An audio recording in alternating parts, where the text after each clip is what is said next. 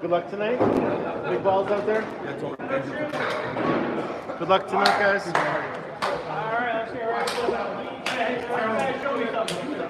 Hi, everybody. We have the last Friday Night Pro League of the year for me.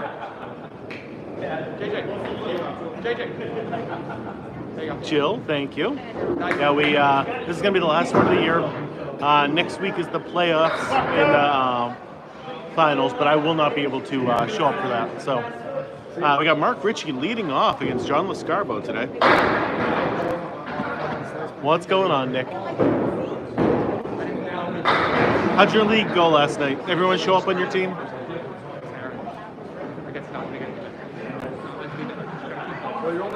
Mark Ricci deciding to try and lead off for the night, see how that goes. Lee with the heart rate. Thank you, buddy.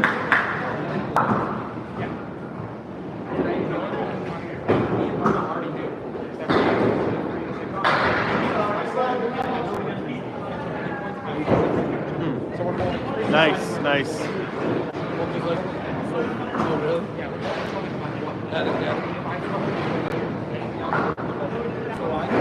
Yeah, it's the last week of the year. It doesn't really matter. They're both going to make the playoffs, I think. So they just bowling for fun.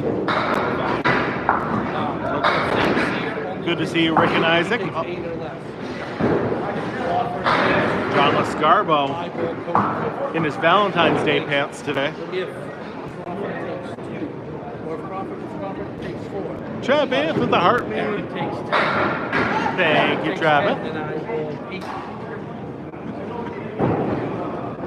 There it is. Nice spare for Lescarbeau. I will not.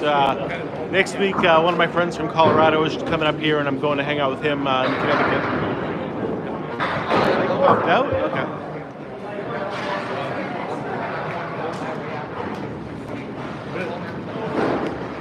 That's early for the mic to pop out.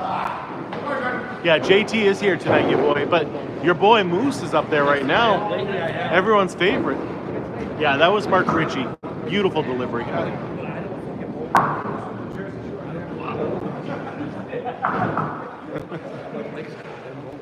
Yeah, I planned on it this Thursday also.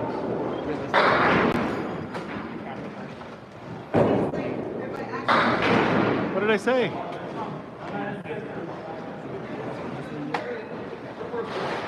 What did I say, Lee? How are you, Eli? Yeah, we just started. These are the second bowlers of the night, so. Next week will just be Tuesday. Next week is just Tuesday. Rachel, how are you? No, I said it's your boy Chief's favorite. Same.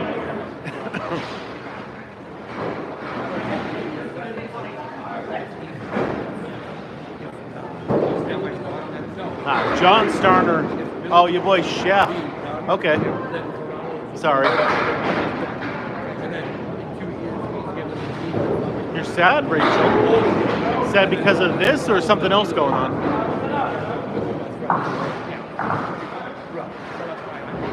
It all depends. Like I said, last week when I went there was a bunch of, I think it was Art's like daughters or girlfriend. Or somebody was there watching.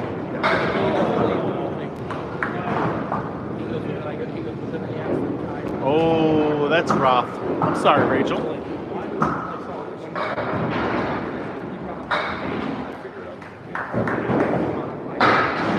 Well, now you know better and you don't have to, go see him ever again. I'm not bowling this time, Donald. No, this is the pro bowlers. I love it, Travis. Tuesday is the Summer League. That'll be me, JT, and Mike Salona, who you guys don't really know yet.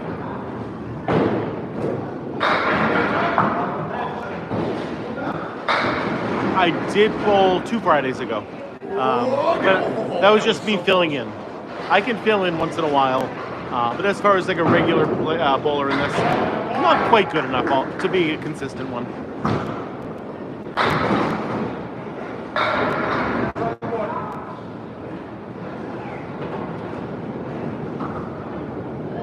Always happy to fill in when I can, but there's a lot of other better bowlers than me that can sub in.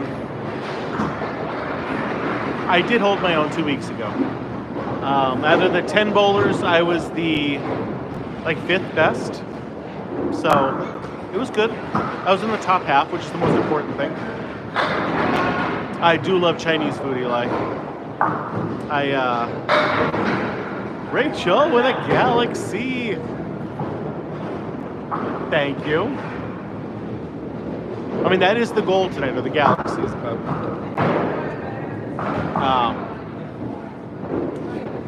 yeah, with the watching the calories that I've been doing, we haven't had Chinese food in a while. Me and the wife keep talking about it. Yeah, it was.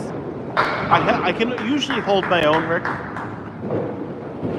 But, you know, they want somebody who can throw a 120 consistently. I'm not that.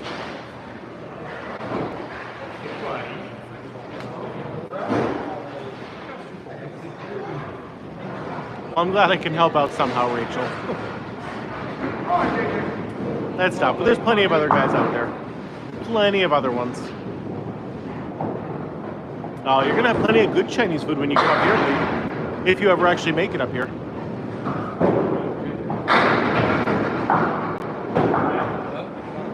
Well, I would be, but you never know. Like, I still have those nights, Isaac, when I do throw like those, 80 games, and that's just not okay. Kat, what's happening? Good to see you, Kat. I mean, I keep hearing that, Lee. I'll see it. I'll believe it when I see it.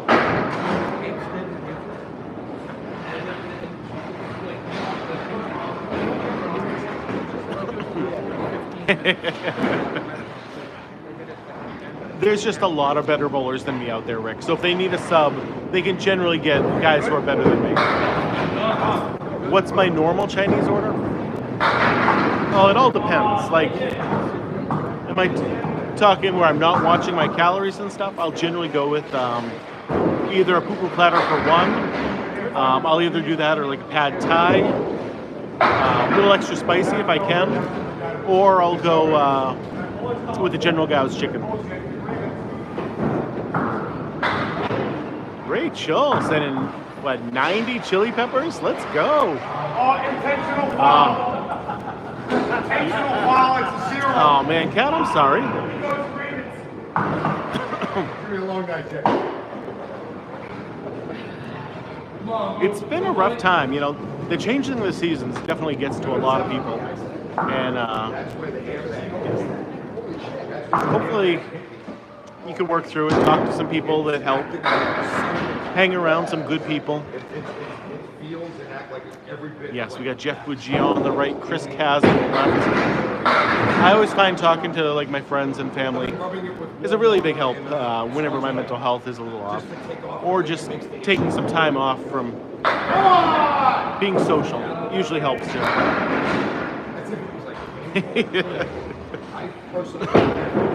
Well, I just, I can still eat it because I would never limit myself from stopping eating anything. But I just have to make sure, limit the amount of stuff that I'm eating. And maybe make one Chinese food meal last 2 meals instead of just the one.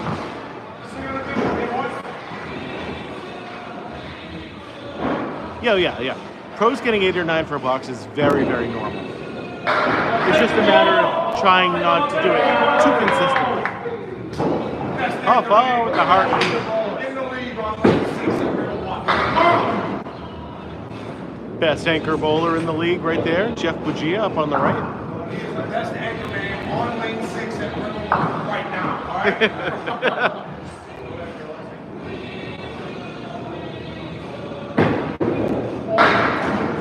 Is lobster sauce, that's good. I always see it on the menu and I want to try it, but I don't know what to put it on. chilies and goats. Jill sending all sorts of good stuff. Z with the heartbeat. That is legal, Isaac. It's not a good thing to do. Mostly because when it hits the foul line, it can kind of bounce in a weird direction. I would never suggest somebody to do that. But clearly it works for him. He's an anchor on a pro team, so.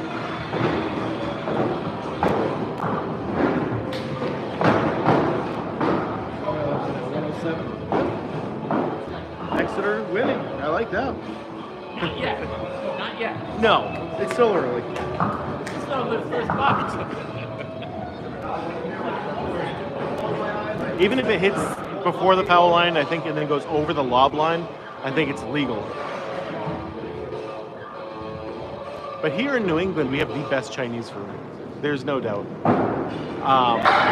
Both bowlers that were up there were the anchors. These are both pro teams. So they were the 5th bowlers on the team, so they're the anchor bowlers. 5 bowlers on these teams, Linda. It is manual scoring, still pencil and paper here. What? Hit it! Just turned. We are in the United States of America, to Jackson. We are in Amesbury, Massachusetts, Riverwalk Lanes.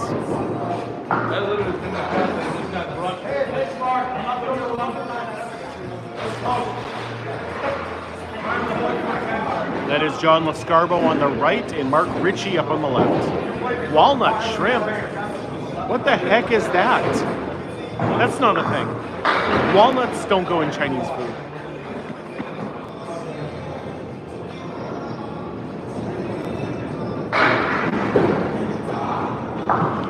Gotta hit the headband if you want the hammer.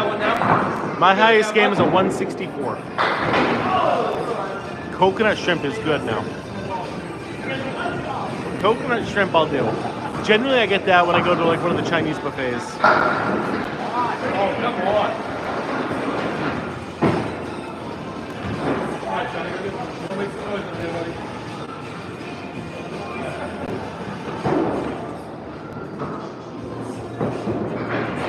Again, that's one of those things, Nick, where I don't know what it is, so it always makes me nervous. I never get it. I always just stick with what I know. Because every time I've gotten like something weird, like I got Thai rice one time, I didn't know what it was, and it was so bad. You throw it 3 times. First ball is still a strike, just like in 10-pin. Second ball is a spare, just like in 10-pin. Your third throw is total pinball only. So if you knock one down your third ball, it's just a 10 and that's it. You actually get to use the fallen pins to make your spares and your 10s, as long as they are still on the lane. If it's in the gutter and it hits it, that doesn't count. That would be a foul ball.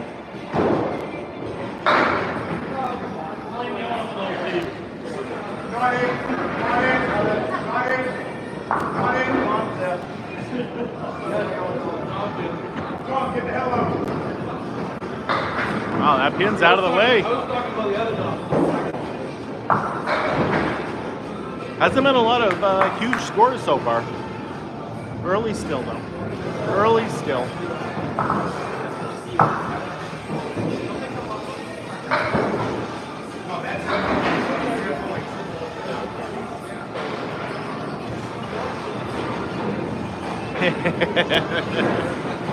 Overhand starts right after this one.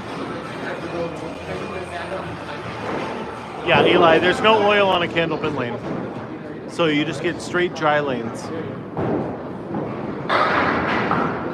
No, you can't take the pin home as a souvenir.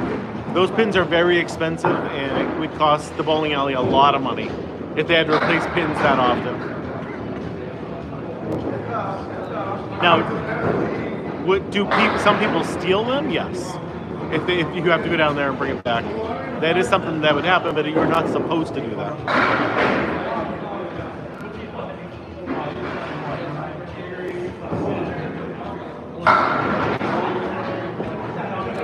Anthony, this is Riverwalk Lanes in Amesbury, Massachusetts.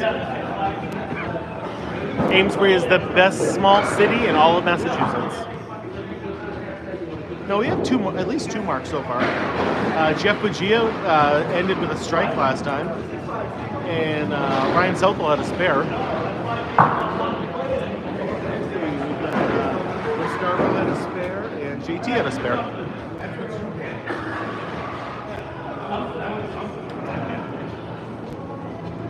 You know, me and the wife were just talking about Geppetto's in Newmarket having a really, really good pizza. And that's going to be close to where you're going to be living, so.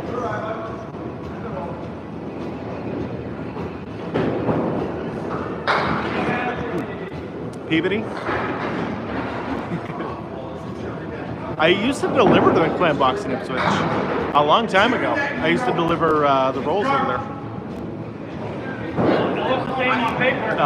Mushroom pepperoni is my favorite pizza order.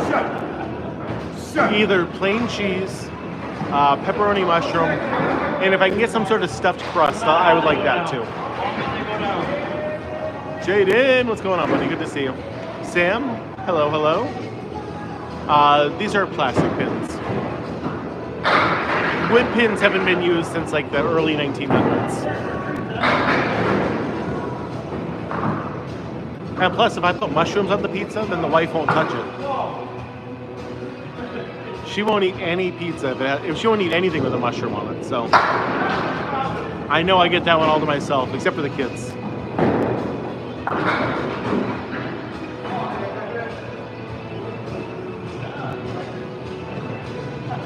Nice. The Mixed Worlds is coming up around that time, up in Concord, so you might be able to see that. I know. I found some mica caps in my yard this past week, and I've just been, every time I see more grow, I go out there and harvest them all, bring them in the house.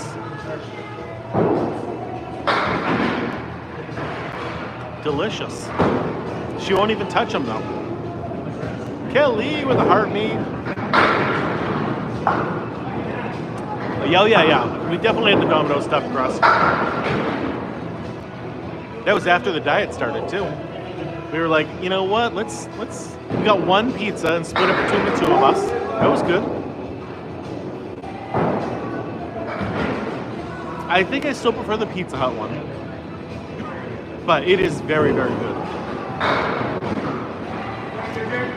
Garland manufactures the pins. I think they're the only company that still does it.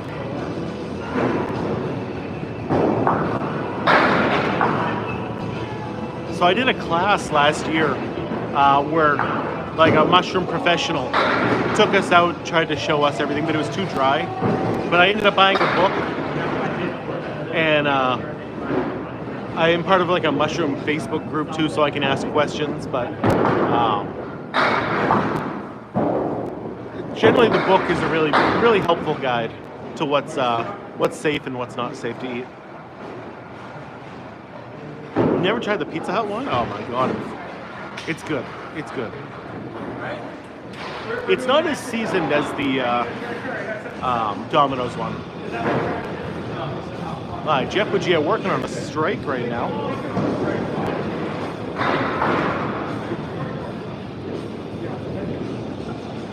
I mean, you can't out pizza the Hut.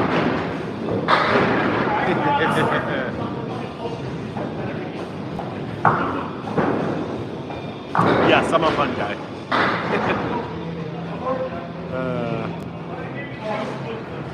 Hey, welcome from Greece. Always good to see you, buddy.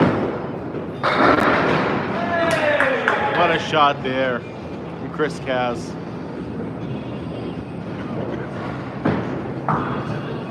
Those really big red ones, Lee? You can't out pizza that. No, you can't.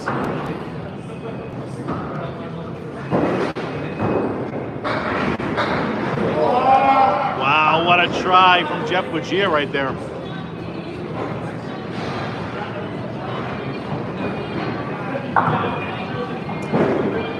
When my girlfriend went away to college, I went to go visit her one time. First time I had ever had Papa John's, so it was like 1999. And that was the best pizza I had ever had. It was so good back then.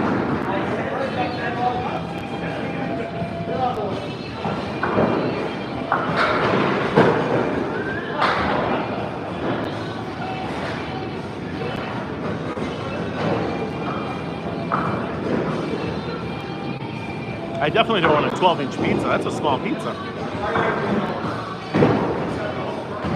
Yep, Canada plays a lot of candlepin.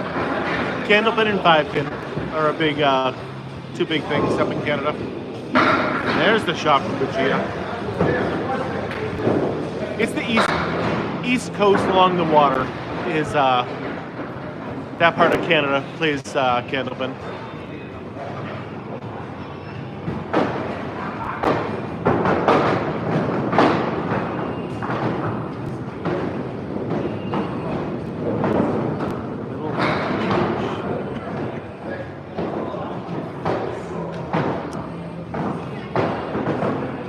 My little foot crush. I don't remember who that is. JJ Tourigny is how you pronounce his last name.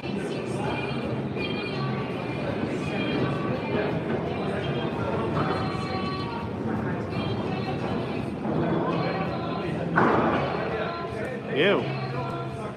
I mean, their medium pizzas aren't really that big. The medium pizzas are like $7, so you can't go wrong with that.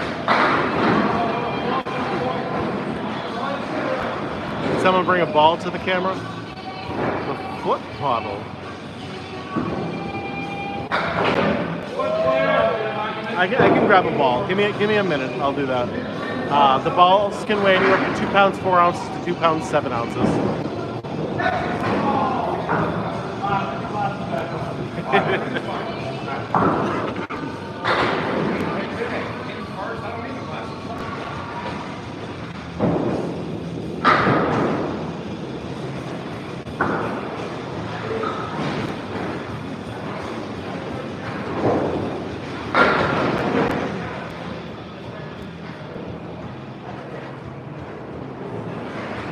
I grabbed a ball, but I gotta wait till they're done doing their bowling. So, you know, until there's a break in the action, then I'll show you guys what the ball looks like. Who is Mark Ricci? The guy on the right is the owner here at Riverwalk Lanes. They want.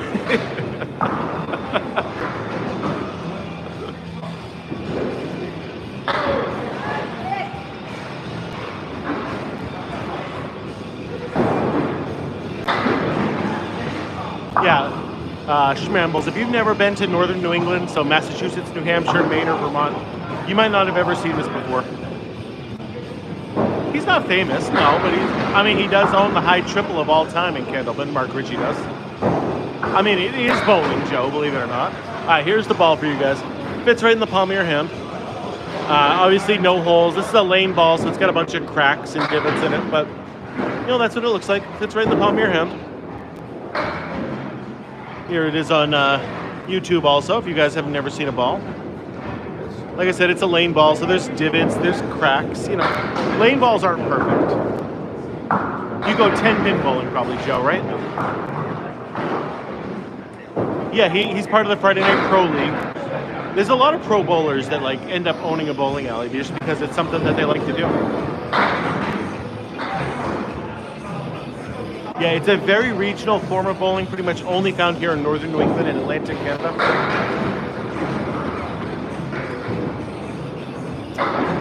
I'd say we're probably about 40 minutes, 45 minutes from Gloucester. It's not that far, but there's no easy way to get to Gloucester.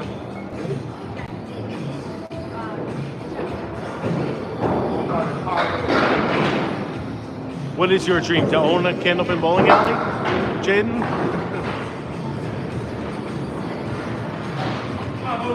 Well, I mean, if you want to invest in Lita Lanes, you can go do that right now. They're looking for some investors. No, duckpin's a little bit different, Lila. Duckpin, their balls are a little bit bigger than ours, and their pins look more like 10 pins, but really short. Duckpin is really a big mid-Atlantic sport, but it definitely has traveled outside that area better. Tonight there's going to be 3 games. Yeah, that's pretty good, Joe. I don't really know 10-pin bowling, so I don't know if 250 is a good score or not. No, there's plenty of younger players, but Just not on these two teams, really. These two teams are pretty much all middle-aged players, but there's especially the Central 3 team has 2 bowlers that are in their early 20s. Lido was a nice alley, yes. Yep, if you knock well down your first ball, it's still a strike. You knock well down your second ball, it's still a spare. Just like in 10-pin bowling. If you knock well down your third ball, it's just a 10 and that's it. Yeah, they were evicted. So they have to sell off everything and then they're going to try to reopen somewhere else. But that's going to be hard to do without some more money. Strategy for this is to basically hit the head pin as best as you can on your first ball and then make your spares in your 10s. This is not a strike game.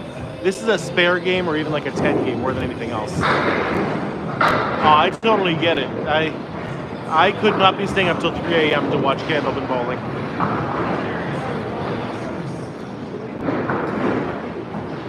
I did not hear about any scalloping accident in Gloucester, no. This is not as common as 10-pin bowling, no.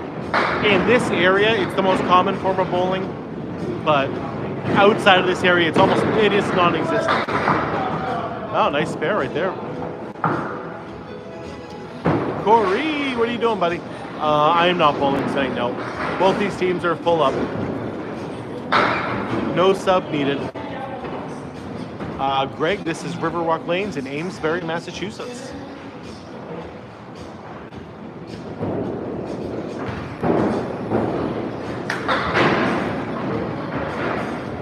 What is my dream? I would like to make enough money while just recording and doing my own bowling that I don't have to actually do work. That would be nice.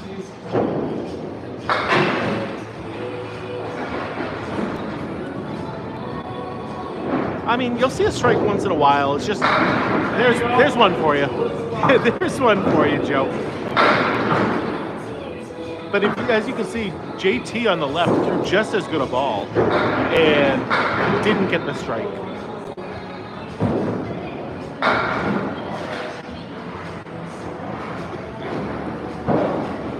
No, Mark and Jeff aren't old either. I mean, they're my age, but I also consider myself old, so. I need you guys to start asking for strikes when I'm bowling, then, if that's the case. There's 10 pins in the same configuration as 10-pin bowling.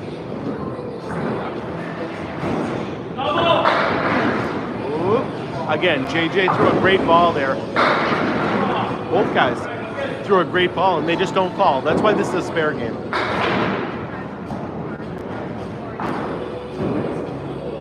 Well, it's actually live wood. New England does not have more duck pin than candlepin. Oh yeah, no re-recs. So we get to use the wood to make our spares in our tents. I gotta go put this ball back. It's getting heavy in my hands.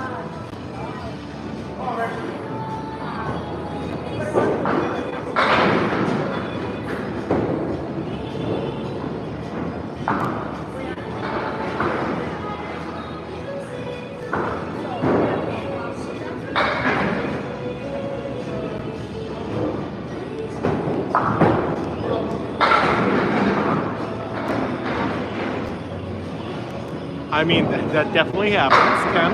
That definitely can happen. Jeff Buggea leaving just the head pin. No oil on the lanes. Nope, these are just straight dry lanes. Hey, New Bedford, I like that. My buddy lives down there.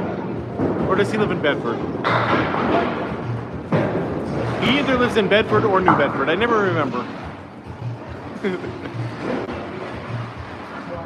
Yeah, I mean, I've tried 10-pin. I do it once in a while for fun, but the 16-pound ball is heavy. Arkansas, very nice. Never been to Arkansas. One of those states that I've just never made it to yet. I'd like to. Oh, good ball from Chris Kaz, dropping 8.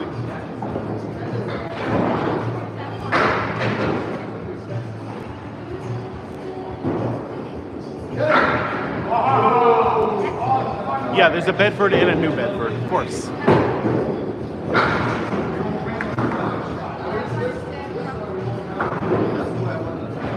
Honeycrisp apples are my favorite. Yeah, Chris Kaz throws a very fast ball. A good state to visit. See, that's why I like Massachusetts. Massachusetts is a beautiful state, and you want to live here. Except you just can't afford to live here. I can roll a 10-pin ball very straight and accurately, but that's about it.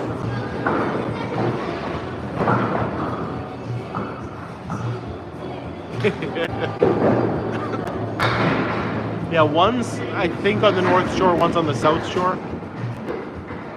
Oh yeah, he's got the Valentine's Day, Mother's Day pants on tonight.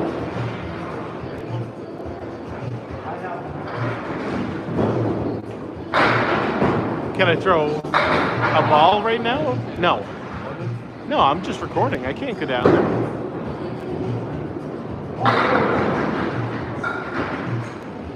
That's what they're doing. I let them do all the throwing. Lescarbeau. Oh, how does that 10-pin not fall there? That's not right. Mark Ricci finding the lonely hole right there. Sandy with the heart me, thank you. Yeah, Tuesdays I'm streaming all the time. And I'm actually bowling in that league, so. Right there. Here's the American flag. We got both flags up there. This is a sport that is played in both Canada and America.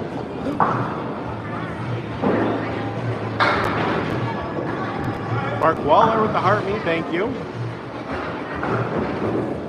Mark Ricci, beautiful ball. Oh my, oh what, how terrible is that? 5, 6, 8, 9, 10 pocket hit. Do they, Stuart? You see what just happened to Mark Ricci on the left? It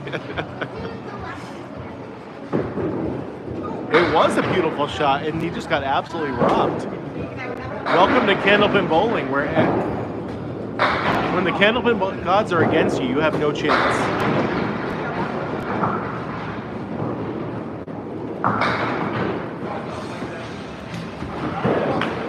Couple color words out of Mark Ricci right there. We've had more 5, 6, 8, 9, 10s than we have quarter Worcesters tonight, so that's good. No quarter Worcesters yet tonight. Moose is up on the right, the one and only, and John Starner is on the left.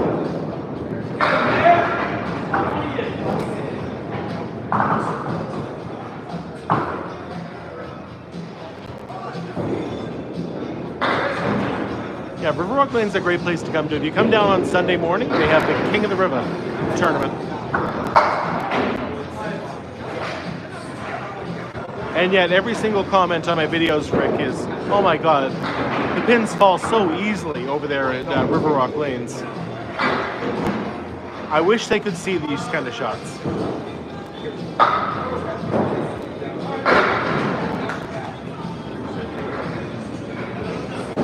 Yeah, I do too, Kelly, but it always makes me nervous that when I go to repost the videos later, it's not going to be allowed because of the music in the background. Like sometimes I get copyright strikes because of the music in the background. But they got the touch tunes going and I can't handle it. I mean, I can't control if people want to use it.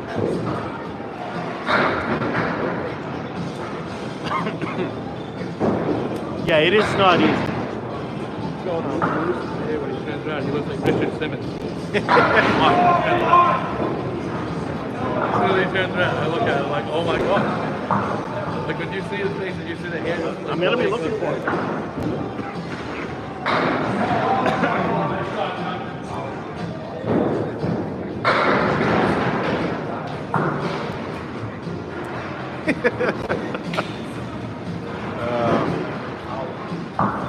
Right, exactly. I don't want those kind of strikes. Yeah, Dave, if you can imagine that golf and 10-pin bowling had a baby, so you get all the frustration of golf while you're bowling, that's what candlepin bowling is. That Lawless crushes the head pin. Left with a little split over there. Brian Southall, great ball. Leaves just the 8-pin standing.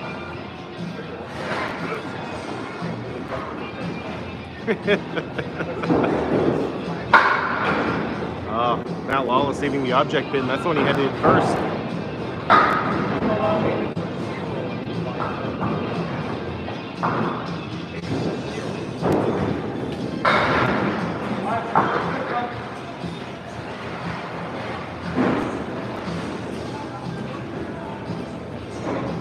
Highest score you can get is still 300. Throw 12 strikes, you're still going to get a 300. Same as in 10-pin. Like I said, scoring is almost the exact same with the exception of the third throw. Well, we got the team in pink, which is the home team technically. It's Lafayette Lanes going against the visitors in Riverwalk Lanes, even though this is Riverwalk Lanes. Well, there is a single candlepin bowling alley in Ohio, Ball Diamond Gap. But there's a problem. If you want to go to it, you have to rent out the entire place. So, most likely you're not going to be able to do it. You generally want to throw a straight ball on the side of the head pin.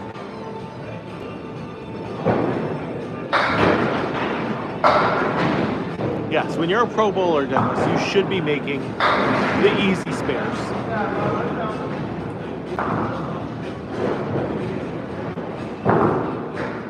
Yeah, this place is at the Wyoming Civic Center outside of Cincinnati, Ohio. Oh, nice try from JJ. I still have my cough, yeah. Yeah, I have my cough drops though tonight. I actually brought them with me.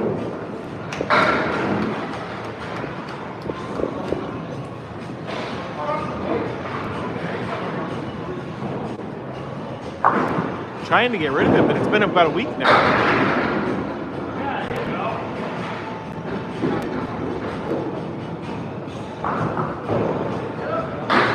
Hey, it definitely could have been. Lafayette Lanes is the bowling alley that my grandmother's sister used to own. Then it went through a couple different owners before it got to Mark Ricci. That's because you're good, CJ.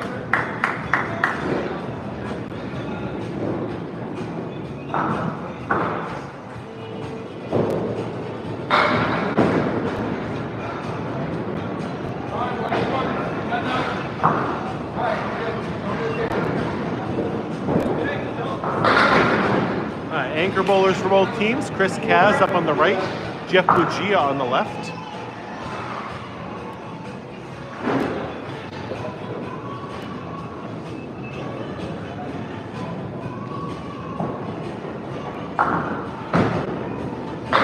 Great ball from Chris Kaz.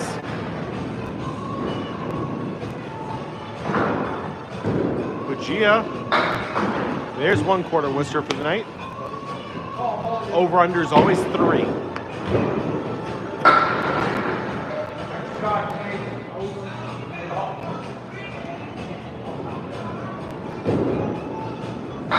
Great ball. Just the kingpin left standing.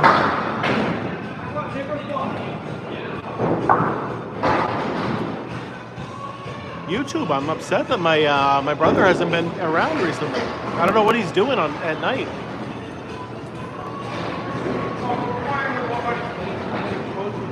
I liked having him here watching every single week. I know he's going to start working, but I didn't think that was starting yet.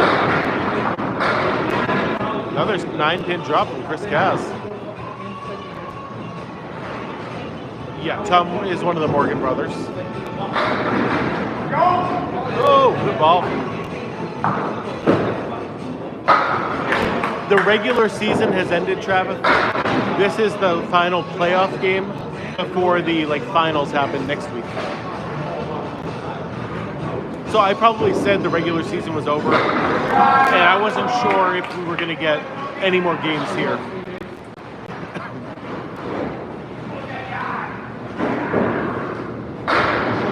I didn't know if either one of these teams was going to get a home matchup or not.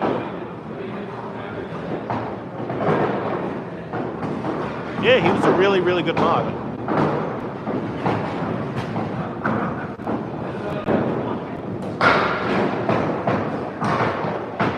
Plus, I don't see my brothers that often, so seeing one of them every week or a couple times a week was nice.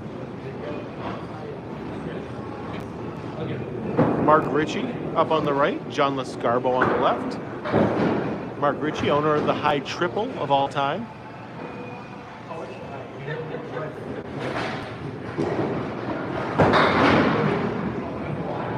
Merci beaucoup. Great ball from Lescarbeau. Yeah, most people have different colored balls, if that's the same what you were asking, same man. Although, like, me and Ryan Southall have the same color and style ball. So when we bowl against each other, it can be tough. Figure out whose is who.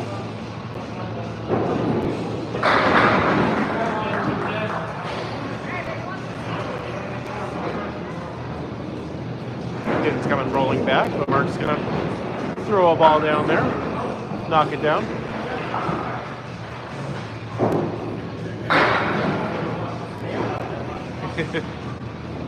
Yeah, un petit for me, okay? Not nearly like my brother does. I don't know a lot of the older guys, Stuart, so I honestly don't know. Riverwalk Lanes began in the 1930s, so it has been around for about 90 years. It predates automatic pin setters. My grandfather worked here as a child, setting pins up.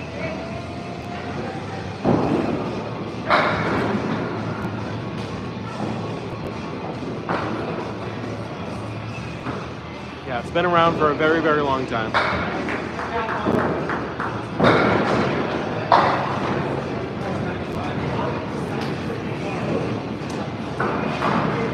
Jeff would be proud of you guys, okay? Jeff would be proud.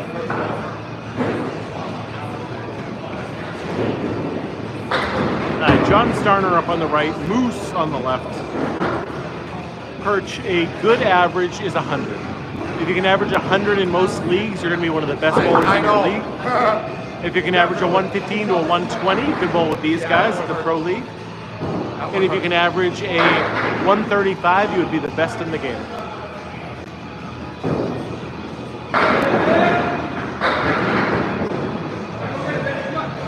Now, see, Isaac, now I know what you're talking about. I know those words. The ball can weigh anywhere from 2 pounds 4 ounces to 2 pounds 7 ounces. Generally, though, if you own your own set of balls, they're going to be in the 2.6 or 2.7 range. Generally, the 2.4 and around there is going to be like the glow bowling balls and lane balls and stuff like that.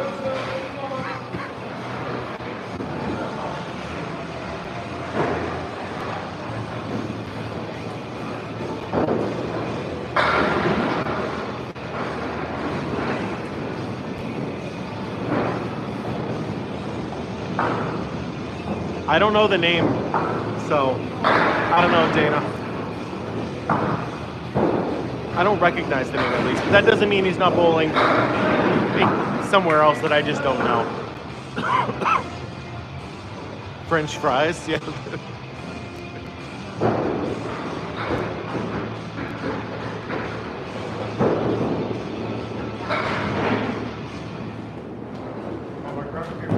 There's Moose. Oh, that was a very good ball. No reason that one didn't go.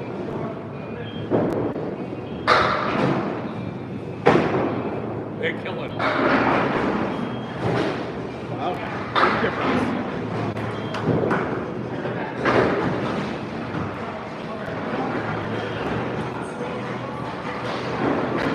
thank you for the follow. I appreciate that. More people that get to see this game, the better. So I like seeing that. Johnny, what are you doing?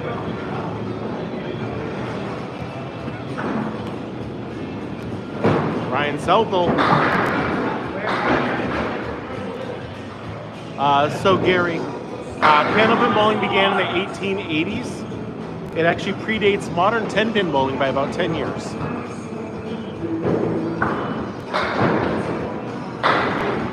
Modern 10-pin bowling began around the 1890s. It went through many other things before that. But the modern version of 10-pin began in the 1890s, and this is the 1880s. Started in Worcester, Massachusetts. It doesn't surprise me if it's the first time you're seeing this. Candlepin bowling is a very regional form of bowling, pretty much only found in northern New England and Atlantic Canada. Jeff, we like to make things very hard on ourselves by only using 1/8 of a ball. Our balls only weigh up to 2.5 pounds, so a much smaller ball than you'd be used to, much thinner pins. Strikes are rare in this game, yes. This is not a strike game, this is a spare game, or even a 10 game. It's mostly a spare game though. Like, learn how to make your spares. Why? I really don't know why we do this to ourselves, Jeff. But it actually is more fun, believe it or not. It is more fun than 10-pin bowling. Oh, plenty of skill. Plenty of skill. I know you come on here every week and say that, Lidor, but...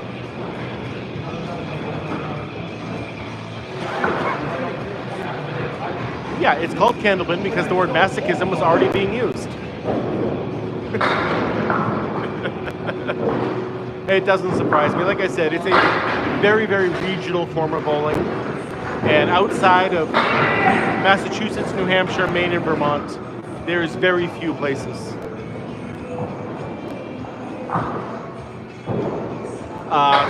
So basically it's just a piece of leather that for people who drag their toe, it drags the piece of leather rather than the shoe.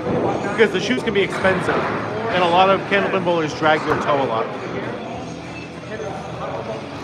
Oh, there's actually one in upstate New York if you ever want to give it a try. It's up in Albany. Apex Games in Albany, New York.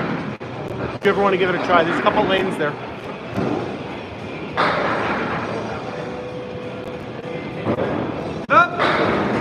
Alright. Flat now. Oh, okay. Candlepin, the sport that hates you as much as you love it. Wow. That's a t-shirt right there. I showed a ball earlier, but I can grab it again. Your average male is going to throw the ball between 30 and 35 miles an hour. Your average female is going to throw it about 25 to 27.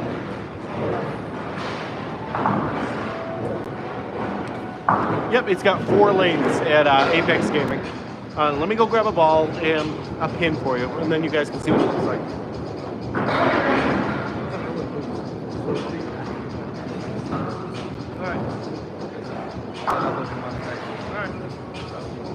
Because he said we're gonna have a next. We weren't sure if Tyler was going on the team. Right. I mean, I'll probably find out midsummer. Okay. Alright. Yeah, just let me know. Okay. Yeah, no, I'm definitely going to know. What's your average?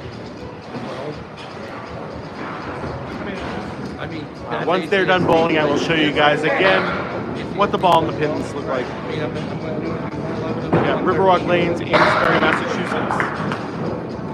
alright. Sure. Alright, so this is what the ball looks like, everybody. Fits right in the palm of your hand. No holes. This is a lane ball, so you can see it's got a bunch of divots and stuff, cracks and stuff. I'll show their show it to YouTube also, because I got YouTube and TikTok going at the same time. Someone from each team is keeping score.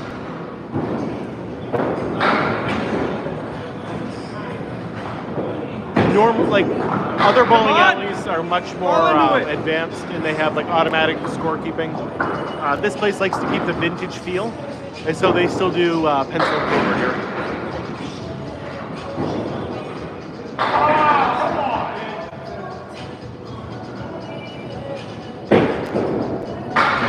Nice spare from Chris Cass. It scored almost the exact same as 10 pin. The only difference is that third throw, which is total pinfall only. A candle pin ball, you buy them in a set of 4, and they can run you between $200 and $400, depending on the weight, what it's made of, the style, the colors. Max score is still 300. Yep. All right, so here's the pin. It's much bigger than you might think. This is an older style one with a different top to it. Here you go, YouTube. This is what the pins look like. Again, it's an older style one. This is the ones they have on display, so that's what I was able to grab. There you go. See, one last time. Yeah, some scores from everybody for that game. Riverwalk, notable scores. Ryan Southall, the 125. 3 guys in the 90s. That was a rough game for them. Lafayette, 2 guys in the 90s. And Chris Cass, the 122. Here you go, everybody on YouTube. So Lafayette wins that one 533 to 514. Blue with swirls. Those are comets. And those are generally one of the more expensive ones. Those are the ones, if they're 2 pounds, 7 ounces, which is the most expensive weight, they're going to be about the $400 mark. JJ. Or Sean? Thank you. All right. You work with a Mark Ricci? Is it the same Mark Ricci? Riscard? Oh, that was beautiful. I like that. The balls can be made out of either urethane or hard rubber. Okay. I gotta go put this stuff back. The ball in the table.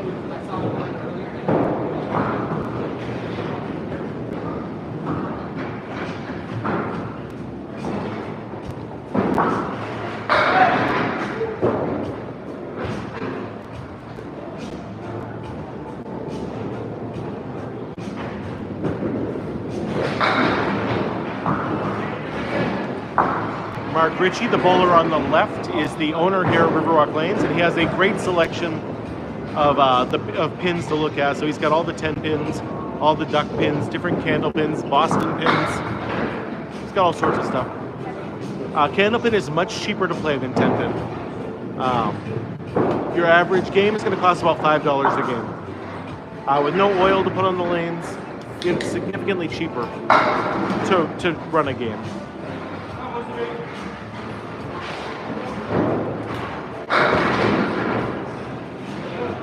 How much ads are on the score sheet at Riverwalk? 0. There are 0 ads on the score sheet.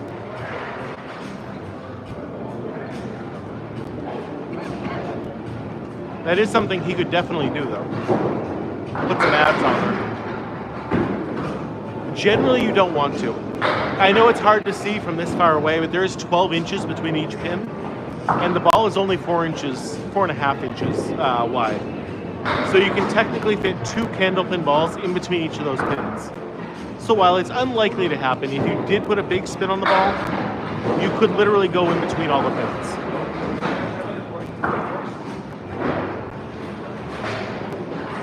That would probably be a neat video. You're right. I agree with that, Rick.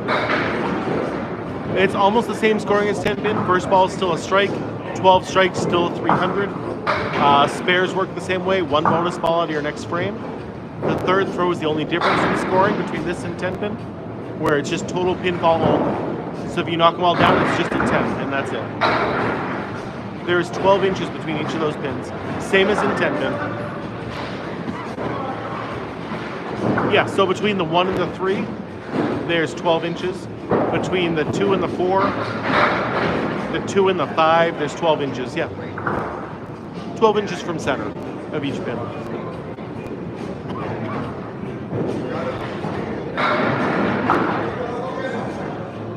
There is a lot more space down there than it looks.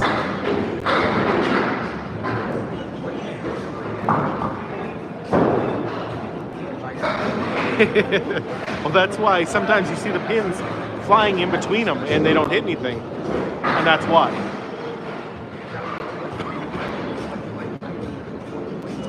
There has been 1,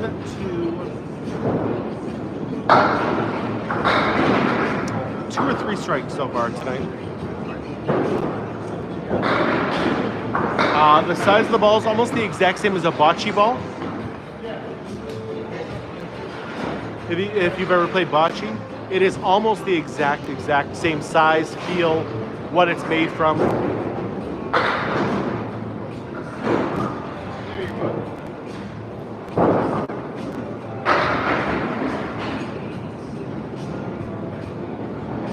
Best spot to aim for a strike is on either side of it. So basically you still need to hit the head pin kind of straight, but you want to hit just a little off to the side. Either side works. Like for me, actually, I usually like the opposite side rather than the inside. Correct. It is the same as a bocce ball, but with less lescarbeau.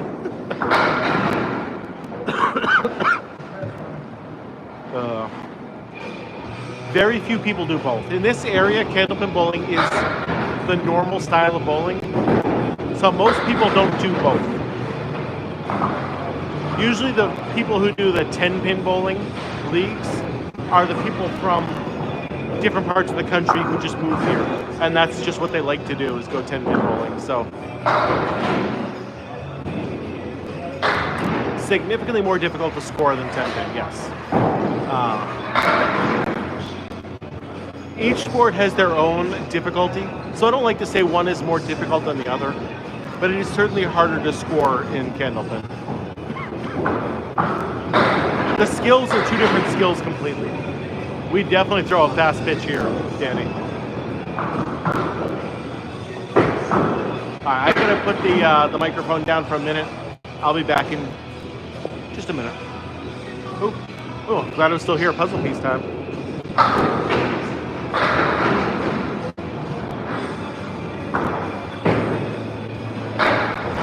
Oh, we all get into it.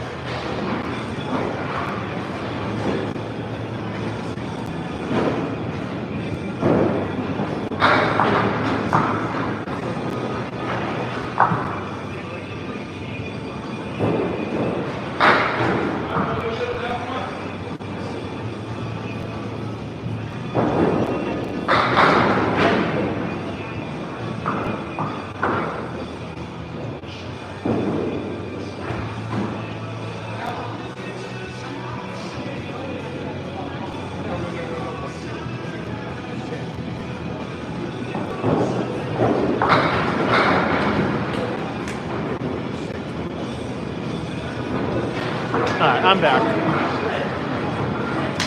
If I miss anything, feel free to ask it again. So I have a sort of answer for you why candlepin is pretty much only popular around here. It is much cheaper.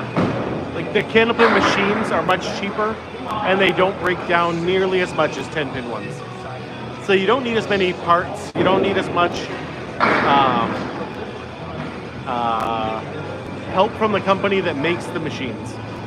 So when the pin setting machines, like companies like I don't even know who made all their machines back in the day. But when they were making machines, they realized they make more money making 10-pin machines. So they made them a lot cheaper and made the candlepin ones harder to get. So when you're opening up a new alley, you're just going to use the cheaper ones. But the candlepin machines that every place uses are all at least 30 years old, and they all work perfectly fine. AMF, yep.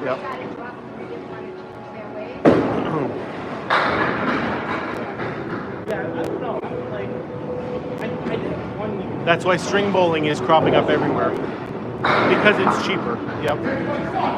And then also, New Englanders are pretty much known for their gatekeeping, and so they probably just didn't want to share candlepin bowling with everybody else. That wouldn't surprise me at all if that were half the case.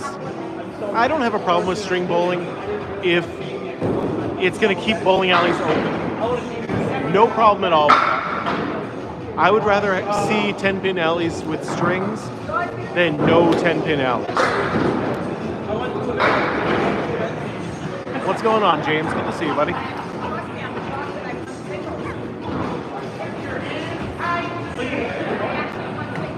Yeah, 10-pin houses. There'll never be a string on a candlepin. Ever.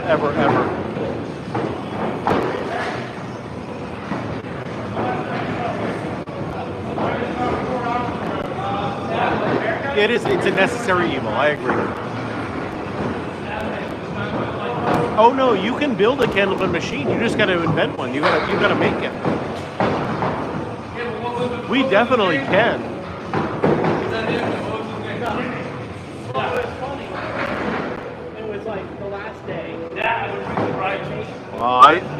I don't know. Where are you? There's outside of New England. There's only 2 in the United States. So.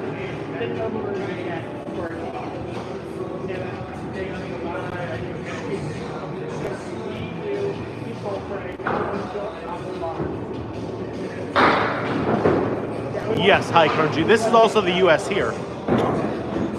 We are at Riverwalk Lanes in Amesbury, Massachusetts. The AMF patent probably is expired. I guarantee it is. I bet they haven't even thought about it in a long time. Do it, Rick. Duck pin, if you're a duck pinner and you're decent, you're going to be fine at candlepin. Yeah, unfortunately there is no candlepin in Iowa. I assume Lita is selling some of their machines. If not all of them, but I assume some of them.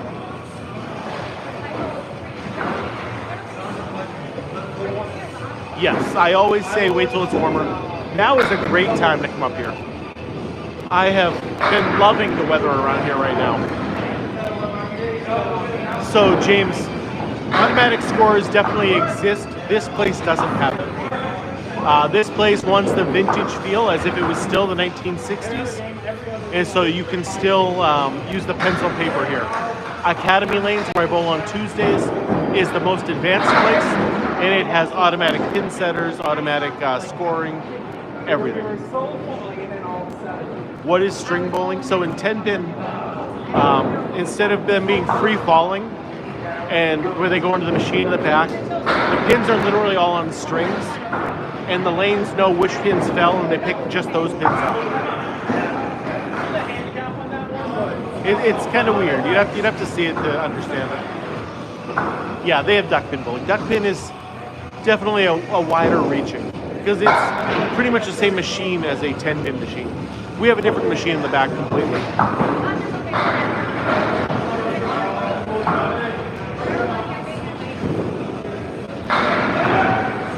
Oh my God, Patrick, I love that too.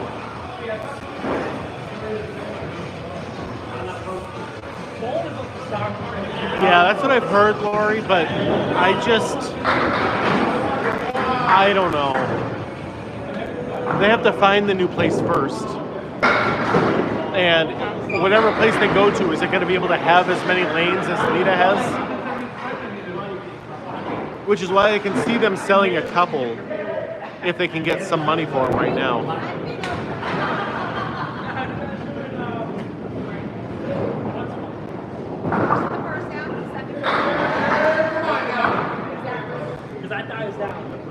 Because last year when I was in it. Oh, nice ball from Moose. I mean, that's definitely what they're saying right now, is they're not selling their machines, they're selling pretty much everybody else. Oh, nice try from John Starner.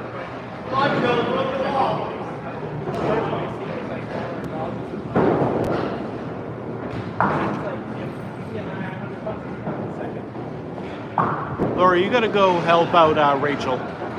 She was in a bad mood earlier today.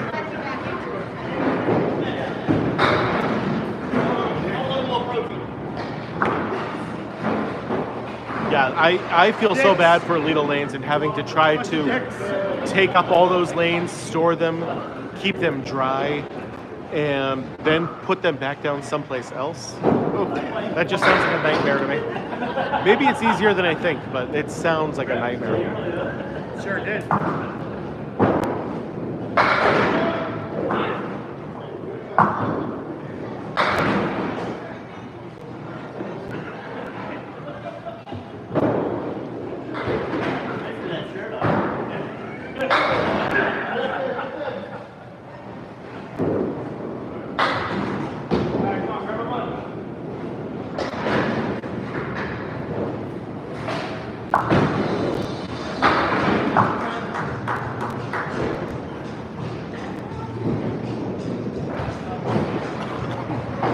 Matt Lawless with a rough box right there.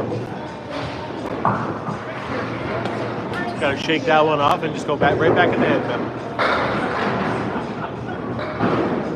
Ryan Southall crushes the pocket, leaving absolutely garbage up there.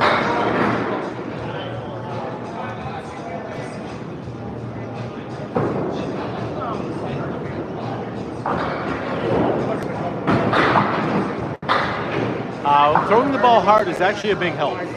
You get more pin action that way.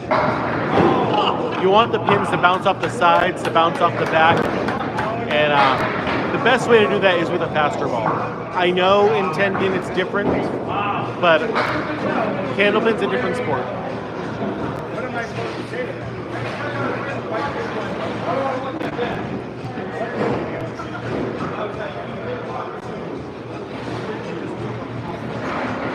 Sarah! Good to see you, Sarah. 9 club cheers from her. And the heart me, of course.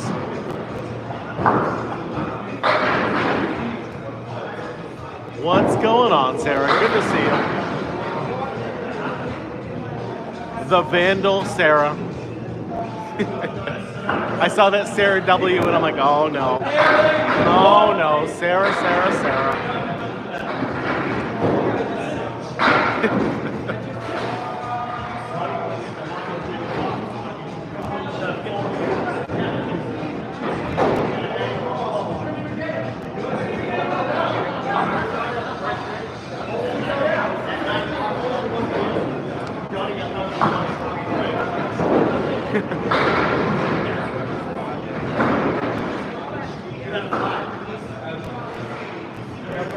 JJ Tourigny hitting that 6-pin really hard. Thought he would try the 610 pocket that time. Didn't quite work out for him.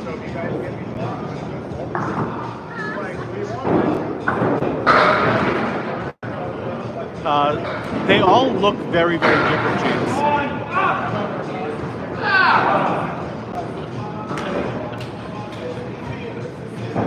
I mean, there's so many different varieties you can buy, so many different colors, so many different things that they're made out of.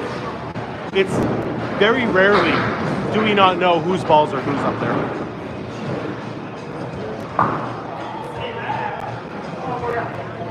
like me and Ryan Southall happen to have the same style ball, so when we bowl against each other, it is hard to tell the difference between the two. Mine do have my name on them, but buggea just off to the right. Chris Kaz, beautiful ball there.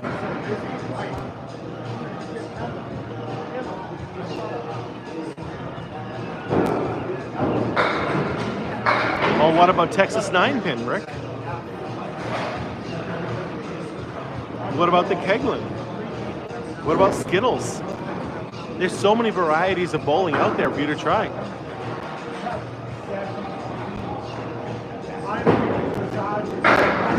Oh, I thought that might have gone for Chris Kaz.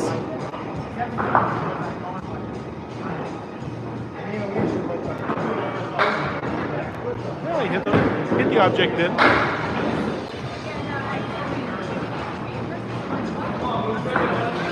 Alright, we only got 35 people watching on YouTube right now. Hit that share button. Bring a friend in. Tell people about it. Same with TikTok. We only got 12 shares so far. We got a good matchup here tonight.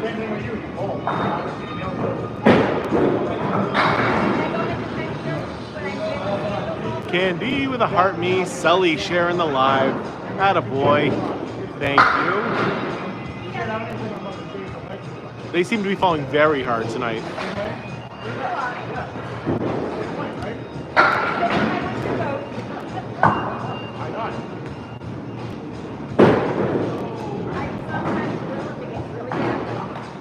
Well, this is a U.S. state, corporate banana, believe it or not. Massachusetts is still part of the United States. You might not believe it, but it actually is. It's a hard night tonight. They are definitely not falling as well as they certainly could be.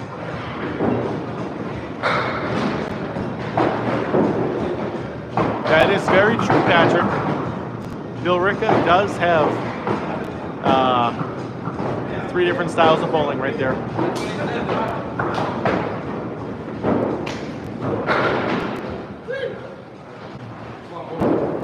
Yes, there is some duckwings.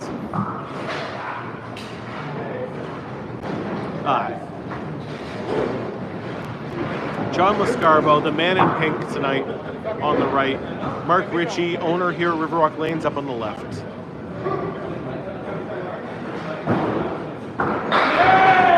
See, there's a strike right there.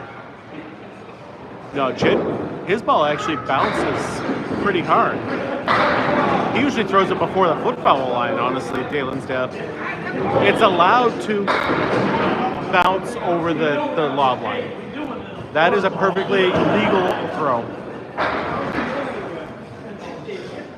It just has to make contact with the lane prior to that. It doesn't have to stay on the lane after that. Oh, he always brings the best pins. Tonight he's got the matching shirt to go with it too, which is what I like. The one underneath. That one is the full pink.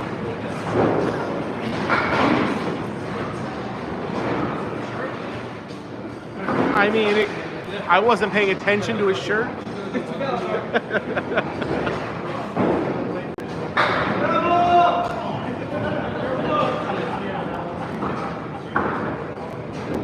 Mark Ricci, great ball, strike. Yeah, see, both guys do strikes.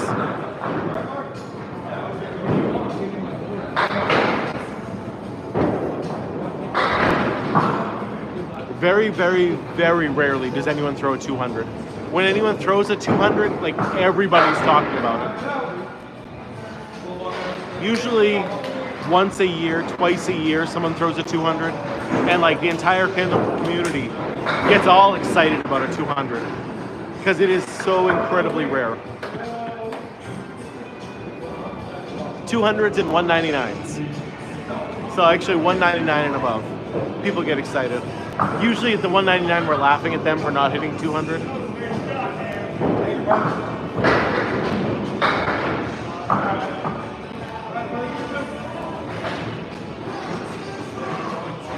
That sounds like a great day to me, Patrick.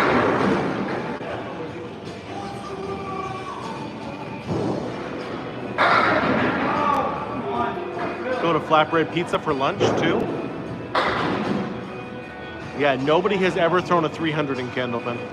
245 is the most that anyone has ever gotten.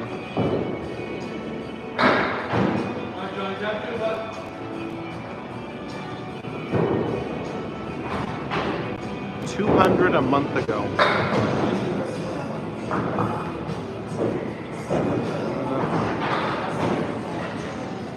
Anyone throw a 200 recently? You didn't think of?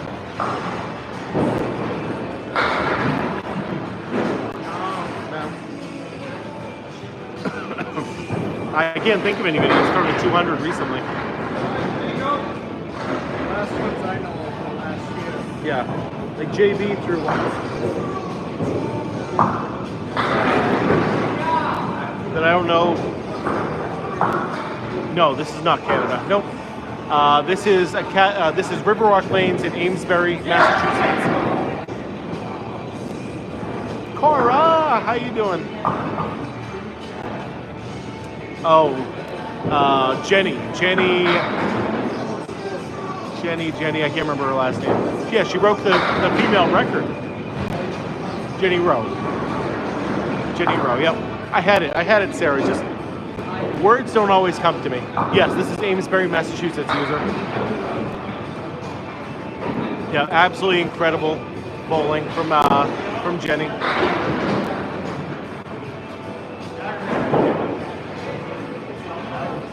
I actually brought my cough drops with me.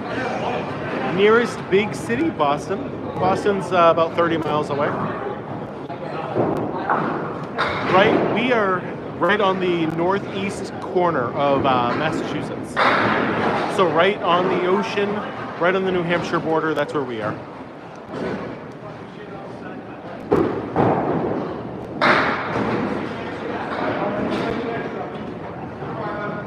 Yeah, I don't think that was last year. I think that was like, maybe it was last year. Yeah, it had to have been at least last year.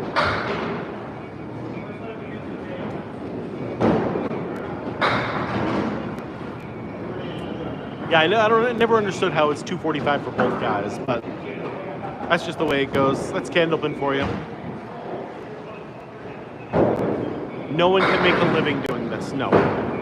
Even if you are the literal best in the game, I can't see you making any more than $10,000 to $20,000 if you entered every single tournament and won a bunch. Like it's not a real thing. No. This is an amateur sport at the most. You could not beat these guys. I am a very, very good bowler, and while I can hold my own with some of these guys, they're a lot better than it looks. It's really not like a side job. Almost every single person loses money who does this. You're not doing this to make money. I am a 105 average. In this league, I'm a 109 average when I get to bowl, but generally I'm a 105.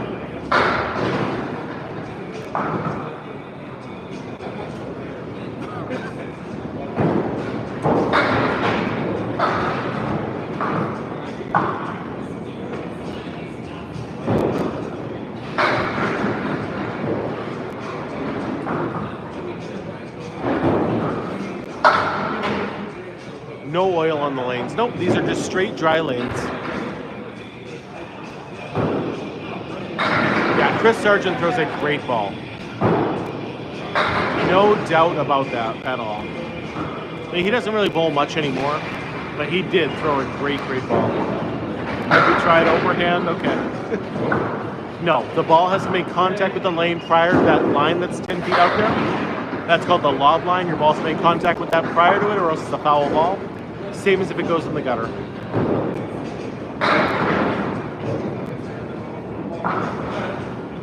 Yeah, it's 10 feet out, actually, and that's called the lob line. your ball has to make contact with the lane prior to that, or it's a foul ball. Just like as if it went in the gutter. And it is a heavier ball than you might think. I know 2.5 pounds doesn't sound like a very heavy ball, but it's hard to throw a 2.5 pound ball 60 feet away.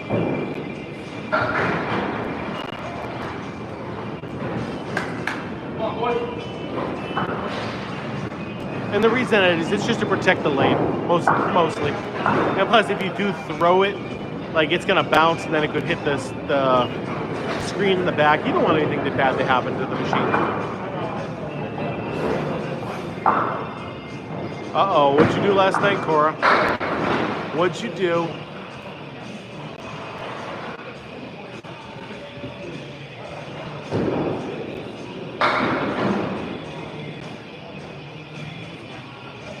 Nope, definitely don't have to drill any holes in them. Oh, that's the worst. Oh, that. I mean, great night of bowling for you, Cora. I did a Tuesday league once at Exeter Lanes. It was me, Max, and maybe JT back then. And first night, Max goes against the best bowler in the league, John Winchell. And Max beat him. Max threw like a 380 that night for 3 games. And the entire rest of the year, he had to live with that 120 average.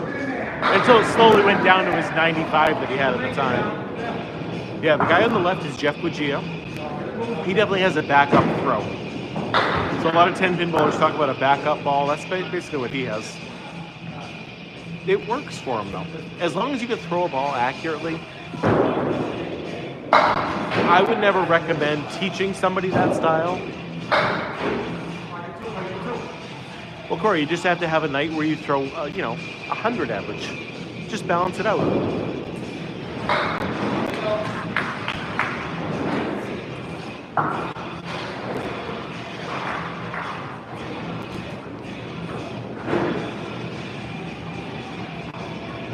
Or just maybe you're a 221 bowler now. John Winchell is an awesome bowler. Yes, he is. Yeah. And he's also a super nice guy. His kids are super nice kids. Max bowled with them in a kids league for a while, and very nice family. Love John Winchell.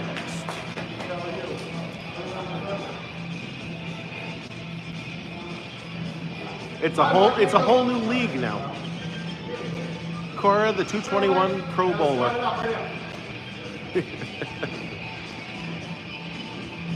Mark Ricci on the right, John Lescarbeau on the left. Mark, I believe, he's working on a strike. Ooh, pocket hit. Terrible lead.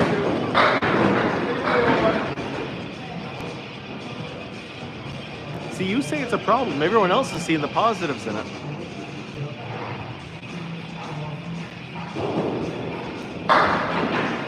I would not say he's the best pro. No.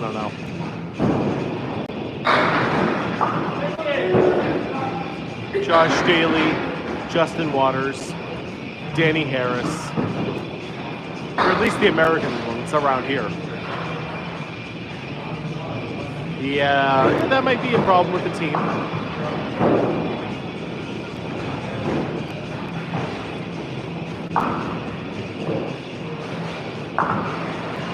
Most candlepin bowlers are pretty nice. Oh, second quarter Worcester of the night.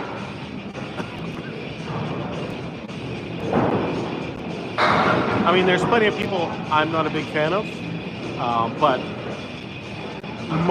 that's like 1% of them all. Most candlepin bowlers are awesome.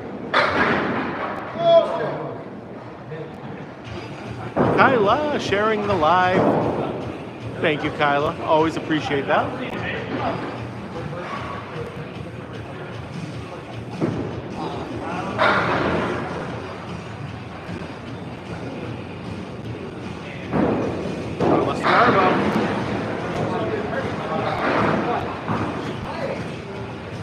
What's going on, Cam? How you doing? So, while Riverwalk Lanes does not sell any alcohol at all, there is, and we would never drink that. I would never. I keep this family friendly, Steve. So I would only drink lemonade. But that is something you could get directly behind us. So Riverwalk Lanes also shares a building with the Lafayette Club, which is a private club, and you could get many different styles of drinks at that lemonade stand. Hey, there we go. Always good to see you, Cam, man.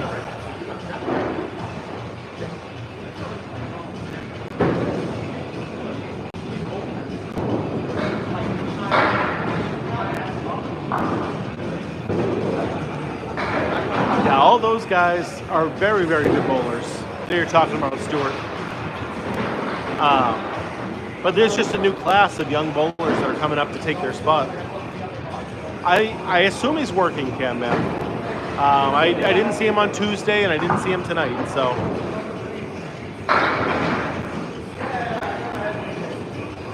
Yeah, John Lescarbeau's pants are amazing tonight, Gordon. Moose with a strike.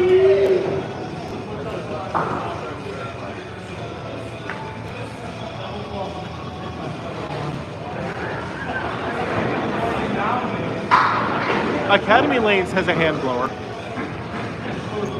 This place just happens to not have one. Like I said, Academy Lanes, the place I bowl on Tuesday nights, is very, very advanced. I'm not bowling today, no. No, both teams are full, so they don't need a sub.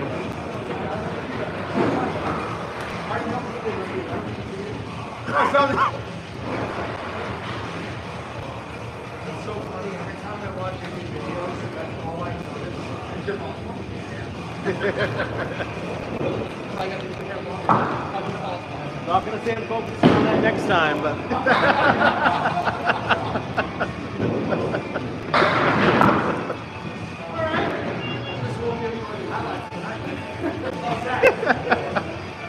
don't think that's what you're doing. That just means I make a low light video.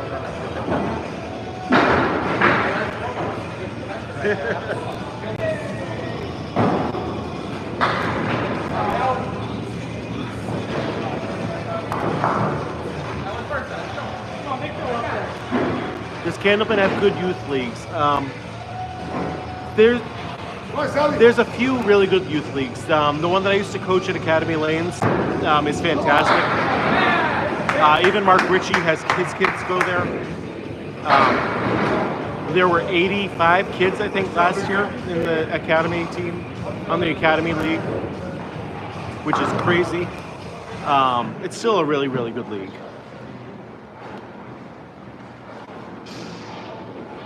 Use talc? No. What's the cost per game? Generally about $5 a string.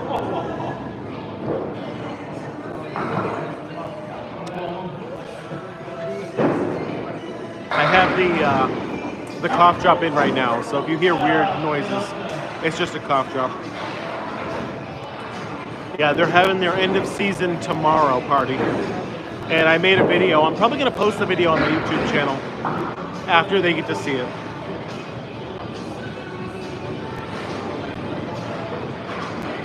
He is. I wish he would coach more. Like, he's a really good coach with adults. He just doesn't think that he has the patience to do it with the kids.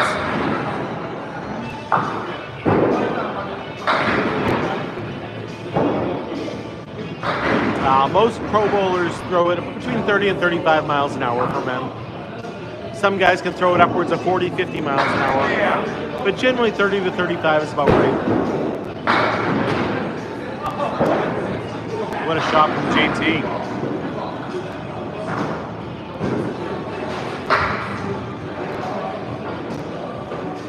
Don't do that for me.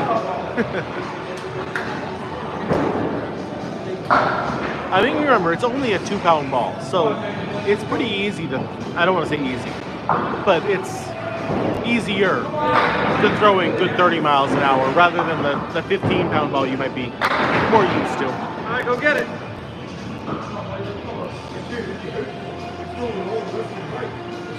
Yes, I prefer a 3-person team. Either 3-person, because I like the 5 frames at a time, or the 4 team with also 5 frames at a time. Either one of those is fine with me.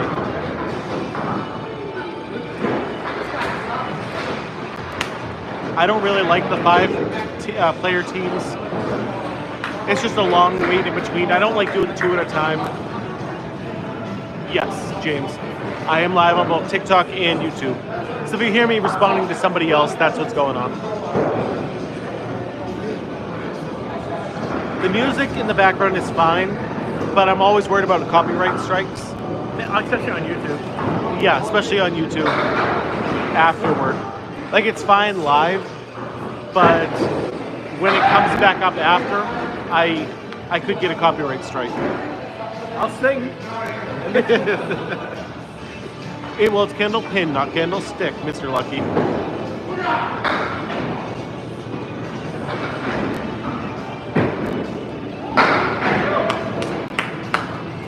So, Rick, I think you have a 10-pin attitude when it comes to that question. Slow does not equal accurate. Staying consistent makes you accurate. It's been candlepin at least. So you might see them slow their ball down from 30 to 28, but as a general rule, you want to stay as consistent as you possibly can. And slowing your ball down from 30 to 15 is going to make your ball very inaccurate. They do not have an arcade here. Absolutely not. This is a vintage house. It is candlepin bowling only. 117. There is no candlepin in Connecticut. That's why I always say Massachusetts, New Hampshire, Maine, and Vermont. It is only the northern New England states that have it. That'll do it. That'll do it. Yeah, just because. So I'm. The number of bowlers on our team does affect the number of frames in a row that you're going to bowl. Because if you have 5 bowlers on a team, you don't want to wait for 4 bowlers to bowl 5 frames. That's 20 frames. So that's basically 2 games where you're sitting down. That's too long to sit. My average in candlepin is a 105.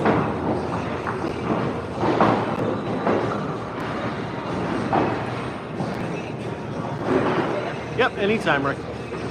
That's one of those questions I get a lot, and I always just try to explain as best as I can. Well, I mean, that's the problem right there. If you live in Connecticut, that's a problem. You got to get out of that place.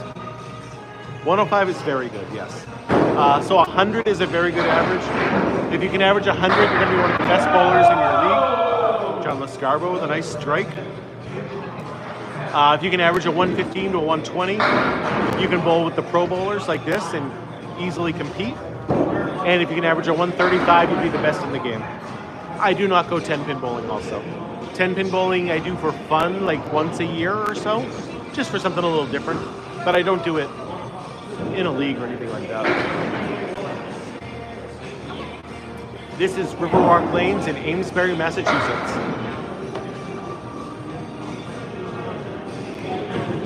I can't wait.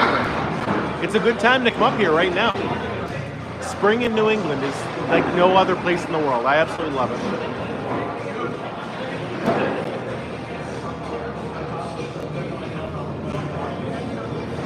John Lescarbeau filling the strike. Nice 8-pin drop there.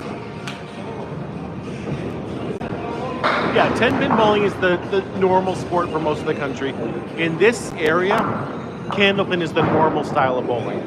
It is much more challenging than 10-pin in its own way.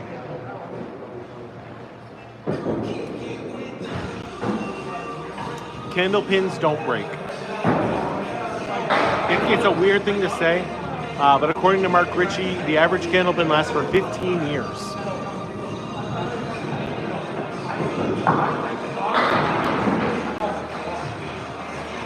Yeah, I don't know the south part of Massachusetts too well, but I'm guessing you can't be too far from one. Oh, the rain was awful all day today, Rick. I went out for a walk earlier today, but I had to get out there at like 8 o'clock in the morning to make sure I could go do a walk.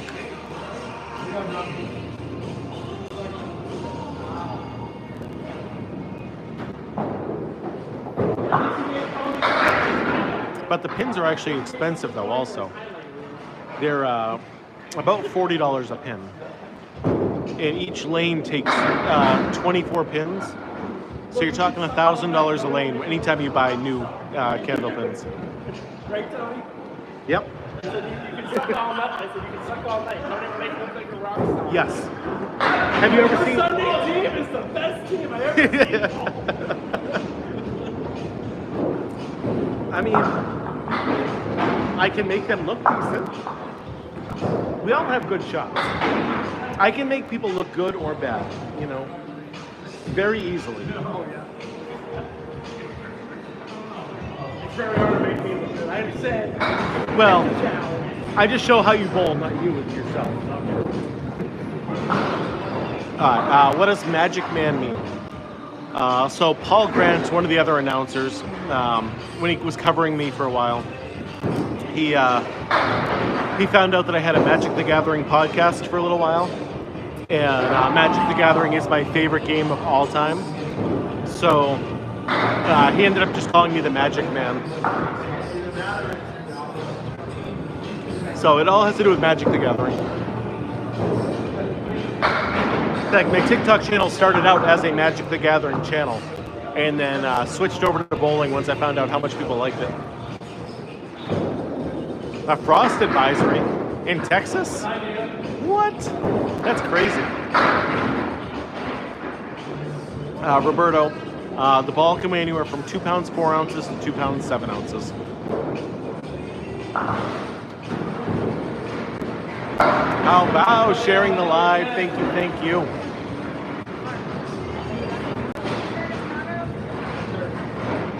So I was the one who threw that strike, and it took me, I believe, twice, 2 or 3 times to throw it.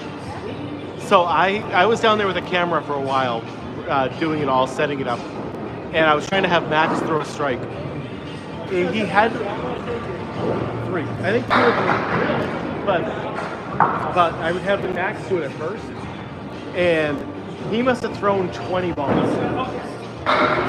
And I'm like, that's it, I'm gonna get up there and throw a strike. So I went up there, almost immediately threw a strike. He was so mad at me. Where's the slow motion cam? I have a few things of like showing him in slow motion. I didn't do one of the pins. I should though.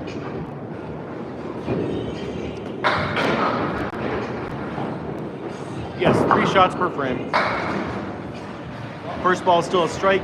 Second ball is still a spare. The third throw is total pinfall only. Yeah, I thought that was a fun video. I know people like ASMR stuff too, so maybe that works. There was some nice sounds of candlepin.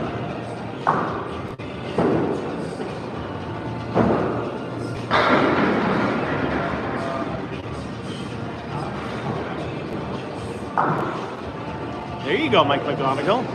Candlepin bowling is the best kind of bowling there is.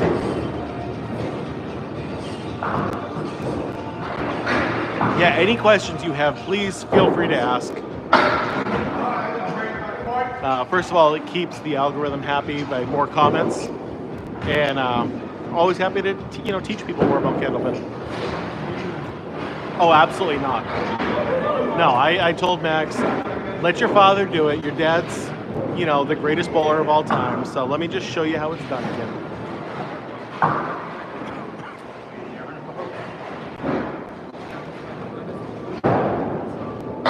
I got to keep that kid's head small, He already knows he's a good bowler. So I got to do what I can.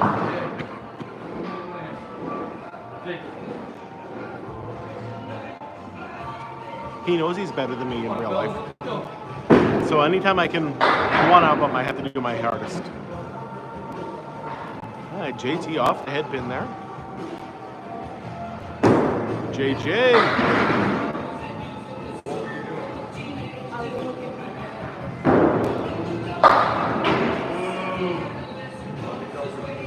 Nice, 100 when you're less than 10 is a great score. Way to go.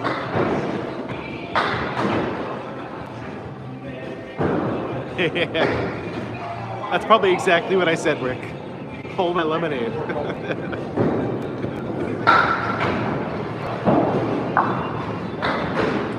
Yeah, JJ and JT. We got both J's up there battling it out. Who's going to be the best J?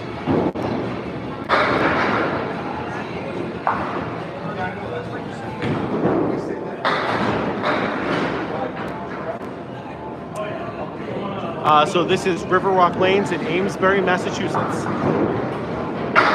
There it is. Way to go, JT.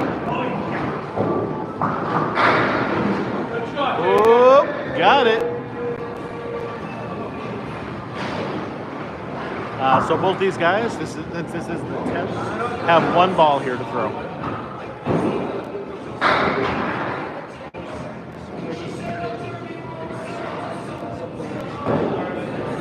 I mean, that's what makes a great candlepin bowler, Mike, is learning how to use those ball and pins to make your spares and your towns.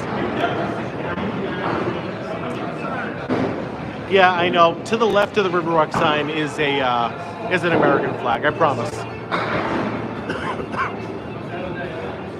We just happen to be on the, quote, Canadian side, but not really. Candlepin bowling is very popular in both New England and Canada, so.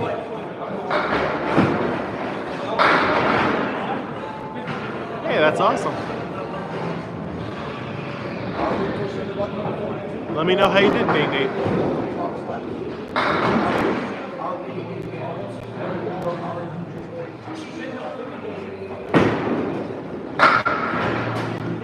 Good spare there from Chris Kaz.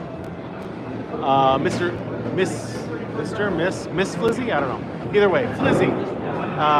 This is called candlepin bowling, and it is the best kind of bowling there is.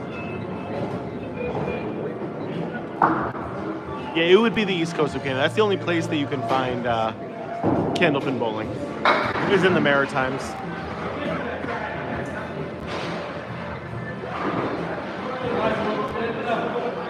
It's a very, very regional sport, so. All right, Chris Kaz filling his spare for 5.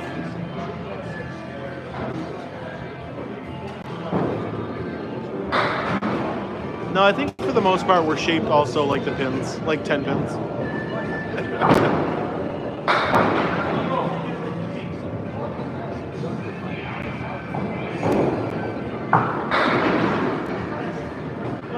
I think that's just a bowling thing in general.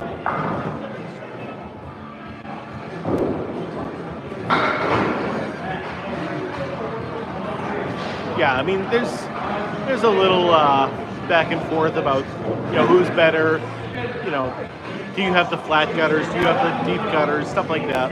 But for the most part, we all get along really well. There's a good camaraderie, because candlepin bowling is such a small community that there's no reason to fight amongst each other.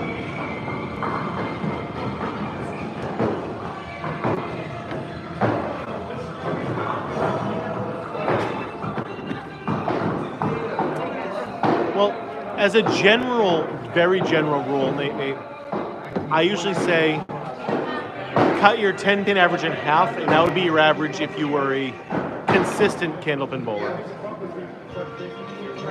Ryan, can I see those scores? I mean, they want to see them.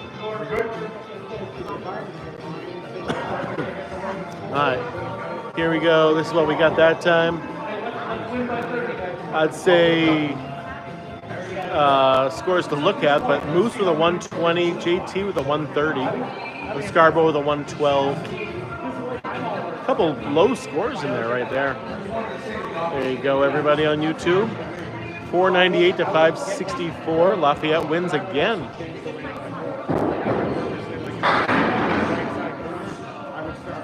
Thank you. I try to stay out of candlepin drama, but it usually finds me somehow.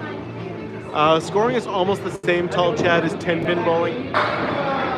First ball is still a strike. You throw 12 strikes, it is still a 300. If you throw a spare, it's the exact same. One ball out of your next frame, add it in.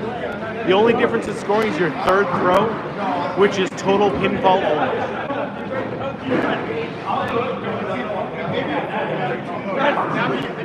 What's going on, Alex? Low scoring night, but everyone's having fun. Nobody seems to be really upset. I'm not trying to lie. Strike from Mark Ricci. 55 would be like a good game. Oh, what a try.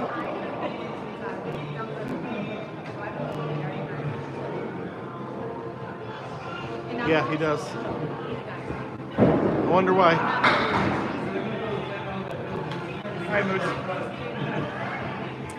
It is definitely not March 9th. I don't know.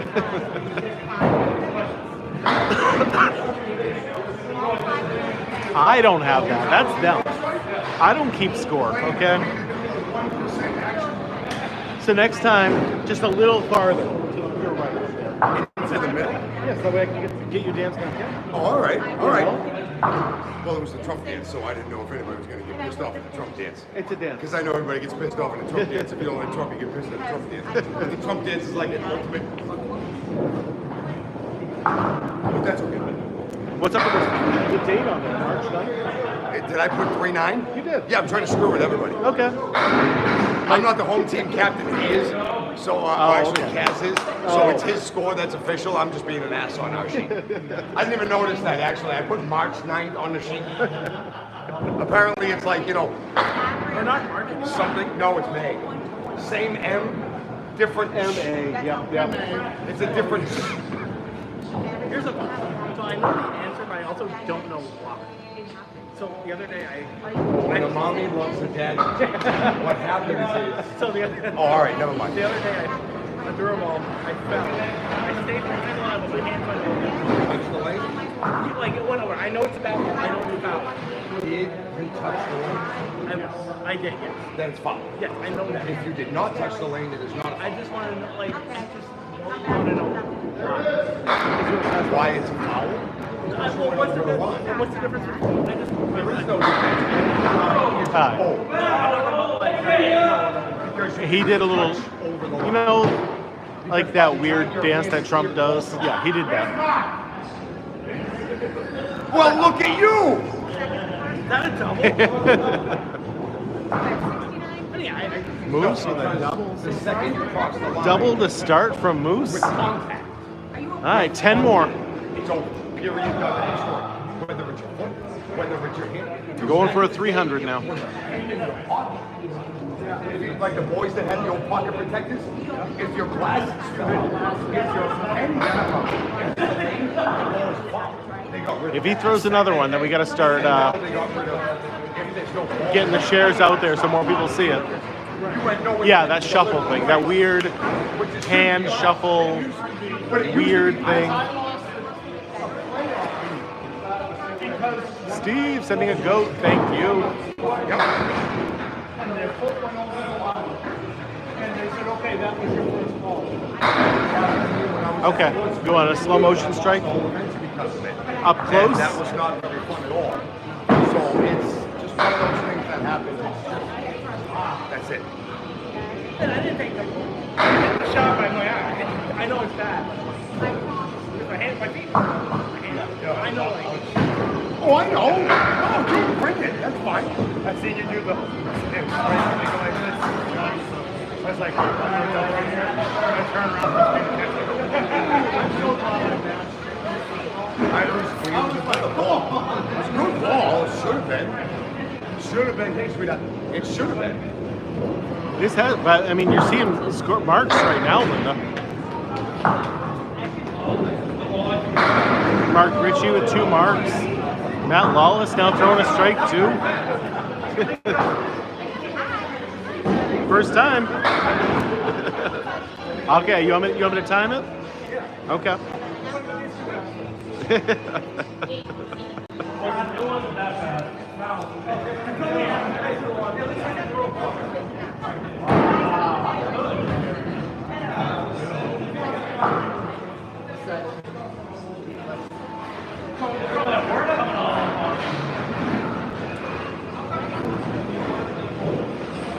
No, and it's not swing it as hard as possible. No, you generally do throw a faster ball.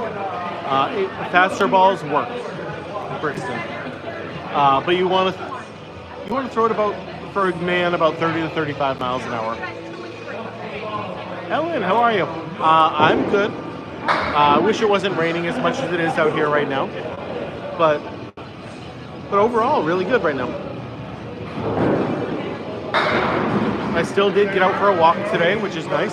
Been trying to get out and walk every single day if I can. And I looked at the forecast and I'm like, okay, I got to get out at like 8 o'clock in the morning. Good thing I didn't work today. What's going on, J-Rod? Never quit, never surrender. 609 to 570. Wow, 4-0. Big 140 pin lead, too.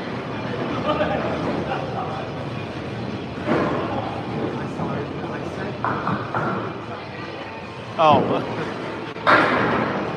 No, that rain, I swear to God, it's going to keep coming. They keep saying we're in a... Oh, that fell? Yeah, this one. That one was. Wow, what a strike from JT. Let me get the timer on that one. This is game 3 now. We just started game 3. My house never floods. I'm up on a hill, so I don't have to worry about a flood. You should have. You should have. Before you threw it, right? I was really about to. I'm like, Not after the I 9 can't. fell. I can't. If I wanted to. But everyone keeps saying there's a drought, but I swear it rains every day. Hi, Jeff Buggea on the right, Chris Kaz on the left, anchor bowlers for the pro teams. Leaving the 1-7 there. Chris Kaz. I have time for one. I want one more song. What do I play?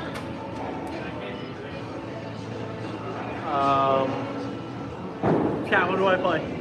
Chat, what do you want to hear? JT's doing a touch tunes. Give me some good songs. Probably a Journey song. Journey. Journey. Alright, Journey on it. They always ask me to sing Journey.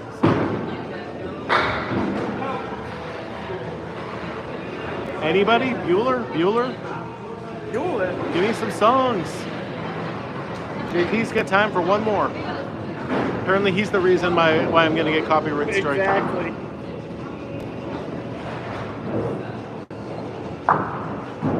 Anything. Crazy Train, Don't Stop Believing. Those are awesome. Come on! You suck! Wow. It was all in. Journey has Don't Stop Believing. I know what But Journey has. okay. Zebrahead. I told you I got a fucking mind. No,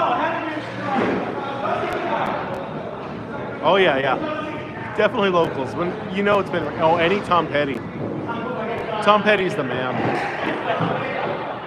Okay, Tom Petty, Foghat. I will tell him these things. Yep. What am I doing here next week? I will be live on Tuesday night at 7 o'clock.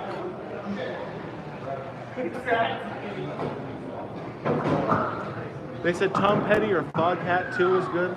Foghat? Yep. Listen to Foghat.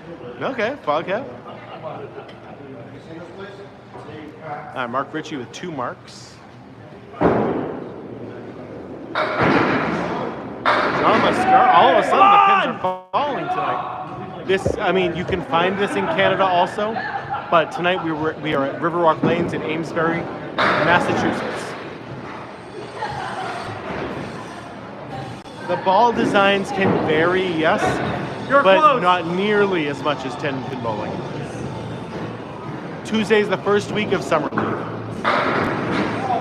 Yep.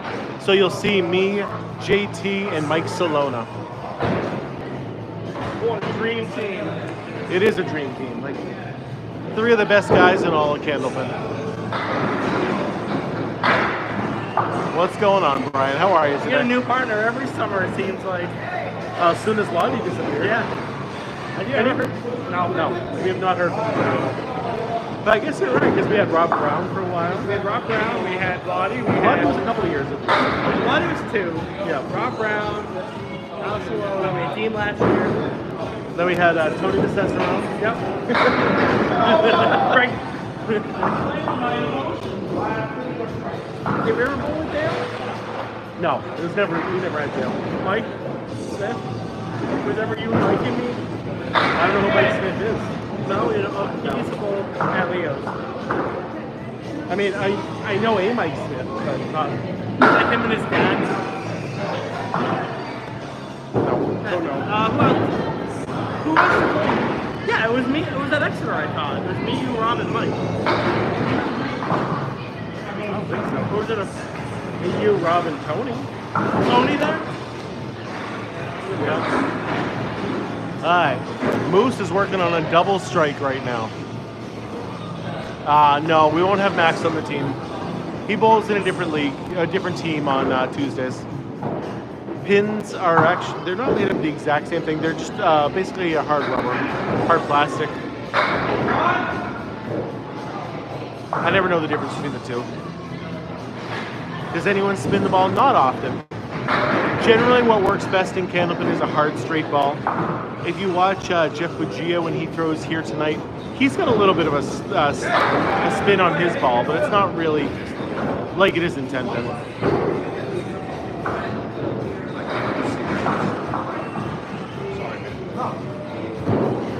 Oh, come on! Oh, just missed that one. Well, you'll be seeing Max on Wednesdays. When I start recording my Wednesday league, he will be bowling with me in that. You want to see a ball up close?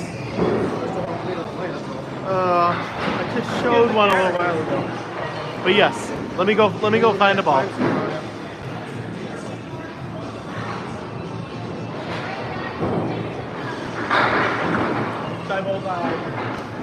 I bowled Exeter and Jeff was there.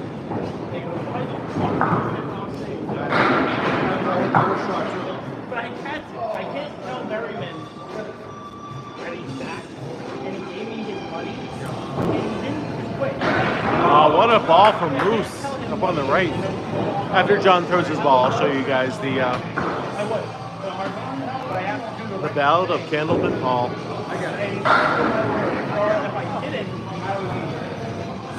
Oh, that's what he always does. You think Merriman even wants to go? He does? I don't know. That was his third ball, right? No, But I can't he's got one more. come off because No, I know. I understand that I think that was the last of his money, so that could be the last of the songs. Nice. but I can't go back on it. All right, so this is what the ball looks like for Josh. There you go. See, this is a lane ball, so you see the divots and scratches in it, but that's how you hold it pretty much. Just like that. Everybody over on YouTube also. That's what a ball looks like. Whoa. Great ball from Matt Lawless. Can't believe that didn't go. So you're giving a freedom to pick a team. Ryan Selden, great ball. I didn't say like you're not. I'm always right. If somebody has offers this spot, don't feel I don't know if he knows who you are, Eli, but I can tell him that. I mean, I'll be seeing him tomorrow. one of the hardest things. Here's my son who does live with me. So we get 3 throws, Metadex. First ball is still a strike, just like in 10-pin. 2 bonus balls out of your next frame. You throw 12 strikes, it is still 300, same as in 10-pin. Your second ball is still a spare. Just like in 10 pin, you get 1 bonus ball out of your next frame if you get them all down in 2 balls. Your third throw is the only difference in scoring. It is total pinfall only. So if you knock them all down your third throw, it is just a 10. Strike there from Matt Lawless. It is easier than throwing a 10 pin ball, yeah. I do hold it like a 4-seam ball, yeah, I do. So I like to get as much of my hand on the ball as I can, and that just seems to be the best way for me to do it. Southall misses it. Ooh. Matt Lawless threw a strike up there. I already got the cap. It certainly seems that way right now, Isaac. It seems like the home team in Lafayette Lanes is winning this one.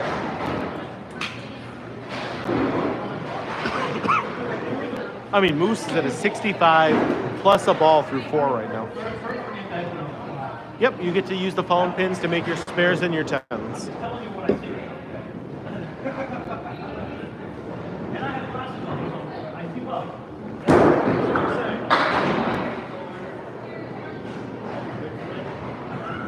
Okay, I will, Eli. Strike from Tourigny. There's actually quite a number of Lafayette Lanes out there. Surprisingly. I've had people tell me there's one down in Louisiana too, but this used to be Lafayette Lanes back in the day. This is now Riverwalk Lanes, but unfortunately, Metadex, candlepin bowling can only be found in northern New England, so Massachusetts, New Hampshire, Maine, and Vermont, and the Maritimes of Canada. I see you have the Canadian flags, so if you want to go over to the Maritimes, you might be able to find some.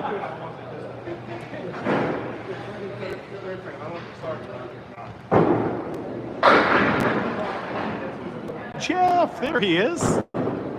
Oh, we were talking about you so often. The whole chat went French for a little while, Jeff, as we were talking about you.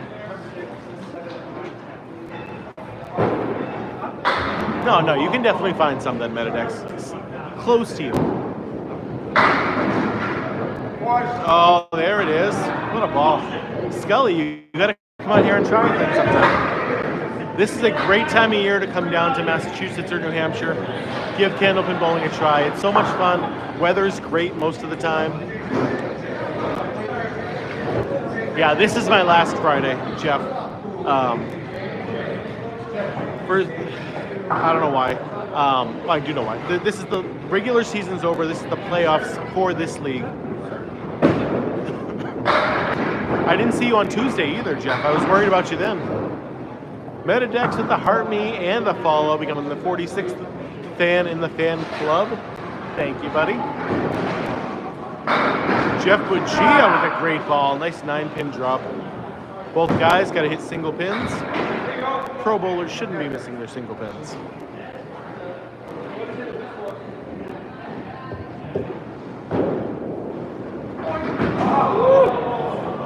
Metadex with the hand hearts too. Both guys with nice spares. Oh, okay, that makes sense.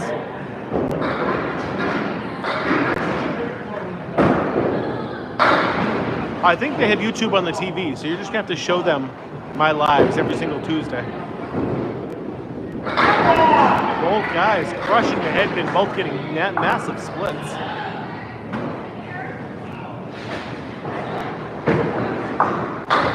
I do like Buggea's better. Those pieces of wood, even though he's got the bigger split, I like that better. I still have the cough. I'm now on, it's been about a week now with this cough. And it is a, whoa, what a make on that one. It's a very productive cough too, which I guess is good.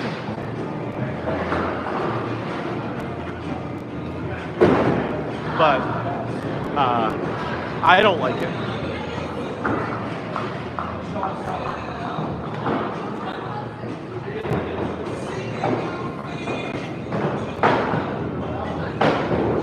Yeah, you watch it on their TV, force them all to watch it, and then you just comment on your phone.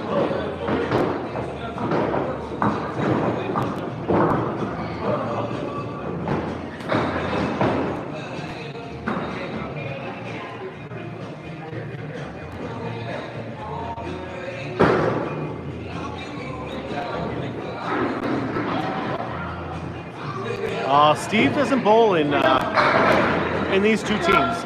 Steve is a member of this league, but he bowls for the Millis team that was here last week.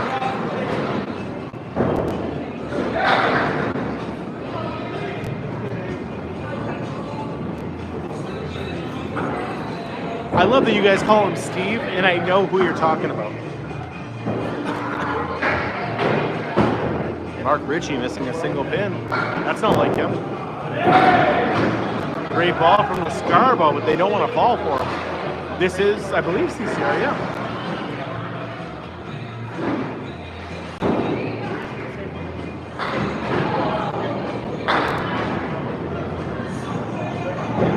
Yeah, it always irritates me when someone calls it candlestick because there's no reason to call it that.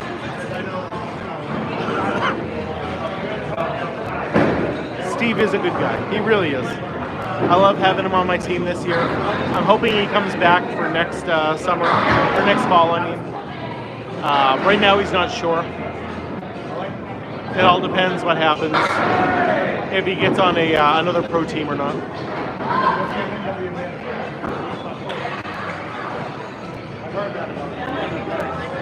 No, you haven't had to. YouTube has been really good. We've definitely had to mute and block some people over on TikTok, but I get everybody together. no. I'm pretty good, Eli. We've had some really good temperatures around here. In case you don't know, there is no oil on a candlepin lane.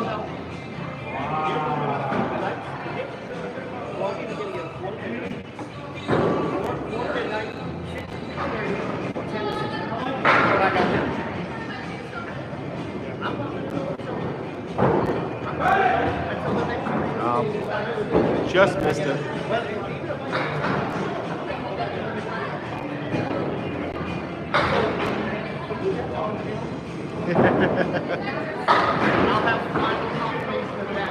Yeah, no, they're gonna throw it back. No souvenirs kept today.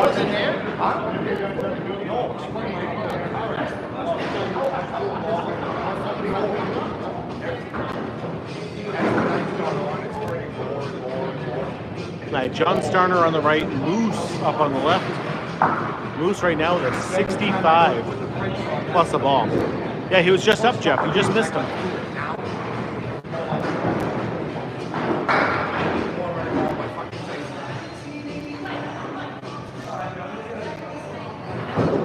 Moose. Great ball there, 7. So he's at 72 through 4. Having a great game right now. King Cripple. This is called candlepin bowling, and it is the best kind of bowling there is. Yeah, they decided to have fun tonight and mix the lineup up. Through 5 right now, 84. Right, I think? Oh, it is definitely the best kind. Candlepin bowling is the best. It's the most amount of fun you can have. No oil on the lanes, like in 10-pin bowling, no. Plus a ball still.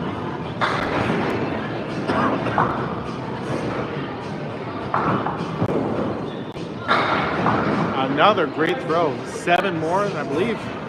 I mean, I can't see the score, but I think that's about a 91. Next week it'll just be Tuesday. Then I'm live.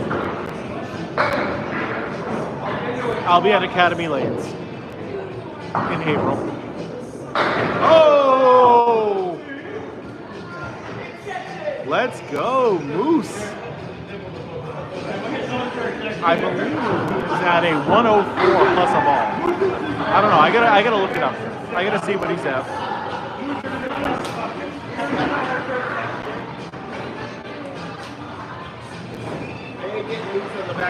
I have not figured out how to post my schedule on YouTube yet. No. I'll do that all day. Oh, that was a spare. That wasn't a 10.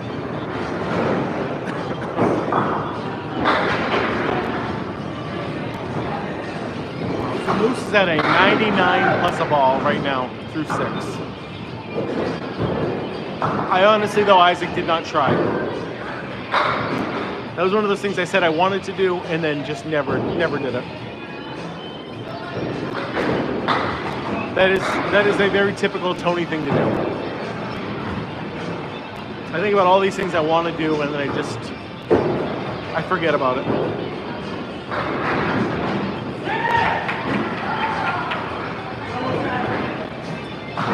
+50 years as a 10-pin bowler is what he means. It really does. Highest I've ever recorded is a 172, I believe. So let's see if he can beat that. That would be my highest string ever recorded.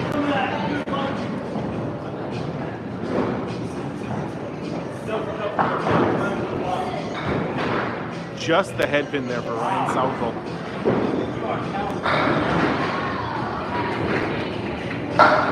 That is hilarious that there's a YouTube video showing me how. I love that.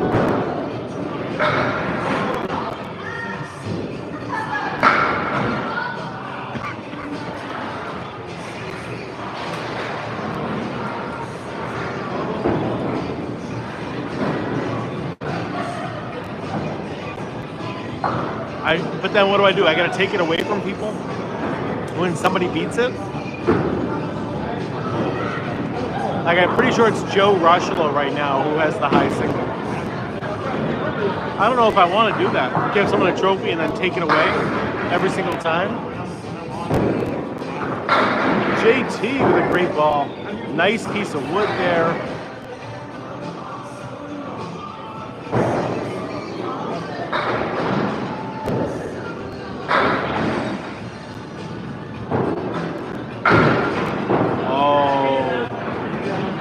I liked it, but apparently not.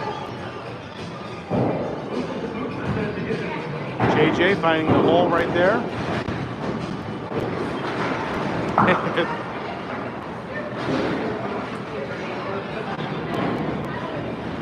It really is mesmerizing. It, like, once you start watching it, like, it is so much faster paced than 10-pin bowling that I think that's what gets people to keep watching it.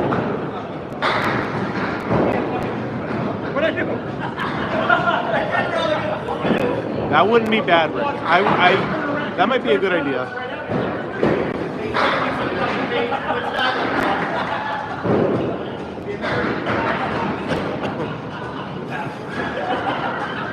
We don't have lane oil though, Rick. Where would I even get lane oil?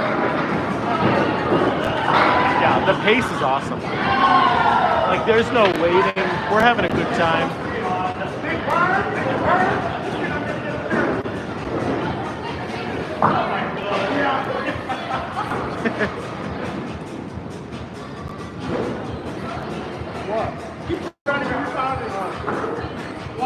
The lane oil store. Okay, you're right.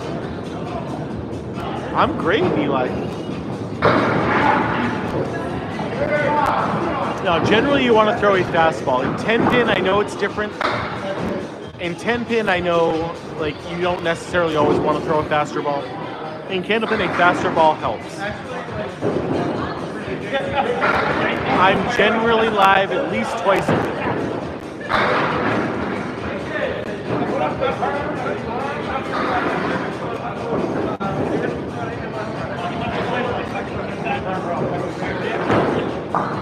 But it really doesn't. So when you hit these pins, they bounce off the sidewalls and come back in. That's what you're really trying to get. Just to bounce off the side, bounce off the back, and then come back onto the field of play. Well, that's always been the joke, is that every Monday we put baking grease on the lanes.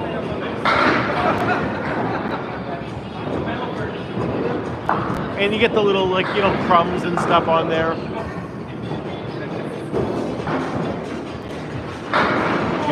Buggea.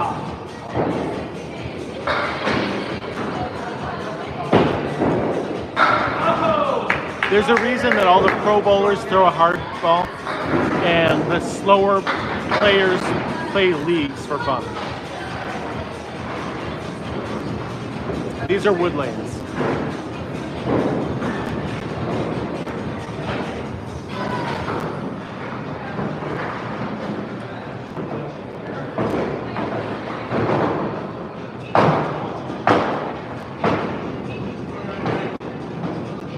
Dude, you should buy it.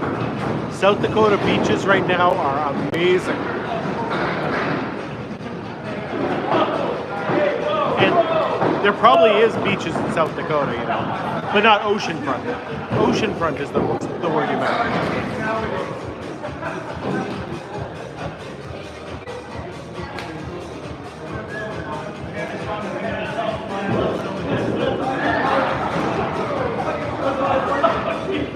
Very old school center.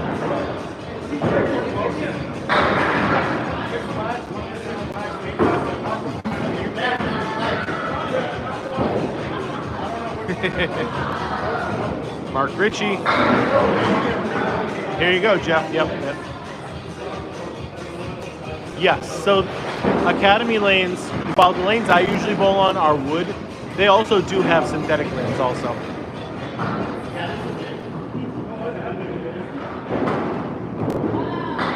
And then there's a few other places that are all synthetic.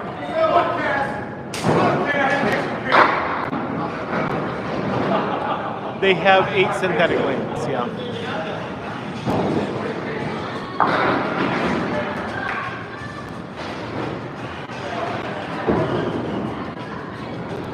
This place is wood.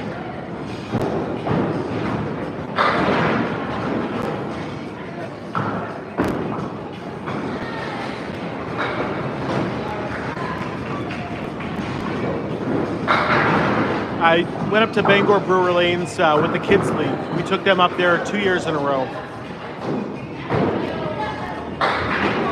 Oh, what a ball. Can't believe that didn't go.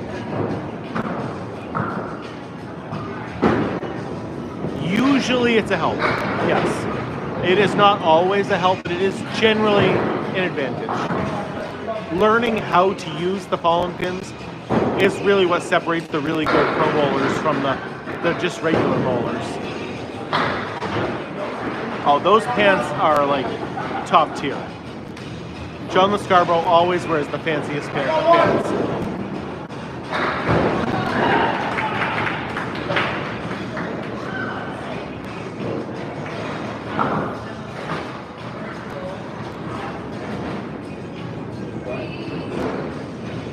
I mean, Bangor is still there too. And the girl who owns Ellsworth has a TikTok channel here that she used to post a lot of stuff on. After she had her baby, she hasn't posted a whole lot because she's been busy. But nope, Tuesday night I will almost always be live on Tuesday night at 7 o'clock. That league always, like the winter league, rolls into the summer league constantly. There is. My balls seem to grip the synthetic lanes a little better than the wood.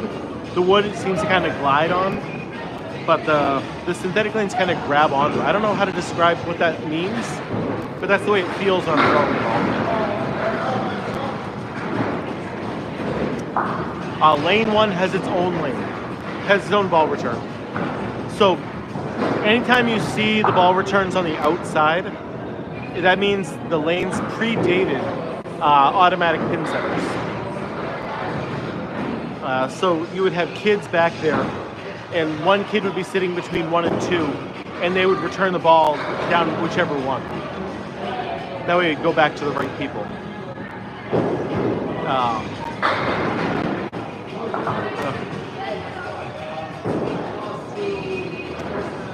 So both lanes 1 and 8 have their own ball return.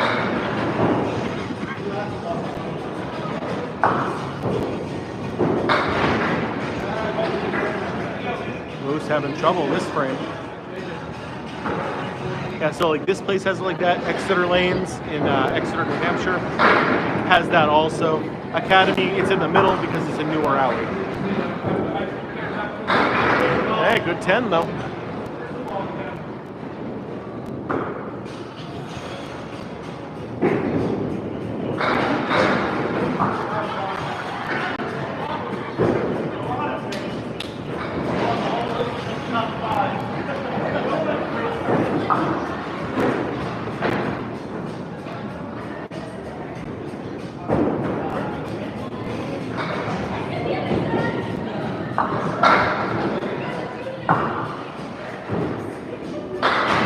Moose is now at a 124 through 8. So I don't think he's going to break the record of the 170s, but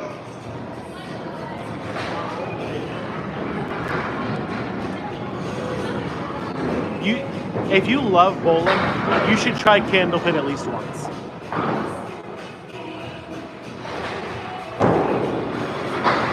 An odd number of alleys? No, I have never heard of such a thing, Rick. That's crazy to me. I can't even comprehend it.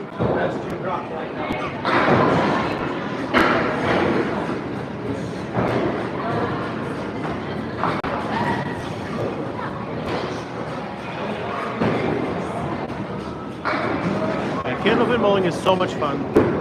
Everybody should be able to try it at least once.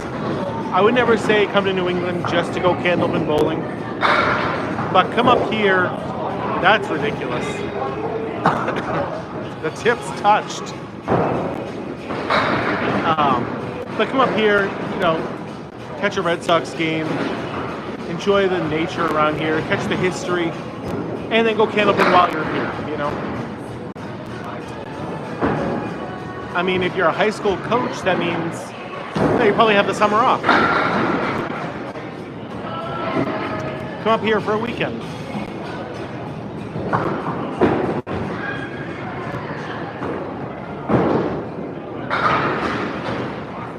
You've never bowled non-candlepin? Wow. That's crazy to me too. Because I mean, there are 10 places. Don't you want to give it a try? Candlepin is the best.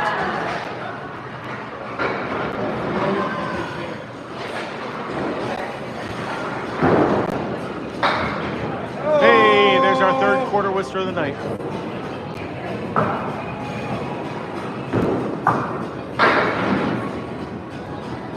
Oh, absolutely. Candlepin bowling is the best kind of bowling there is. Not a doubt in my mind about that.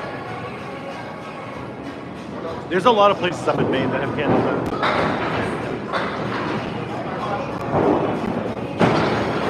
It is by far the most frustrating, but it's so much fun. I mean, I have been 10-pin bowling. I'm not in a league or anything like that. Hey, good luck tomorrow, Corey.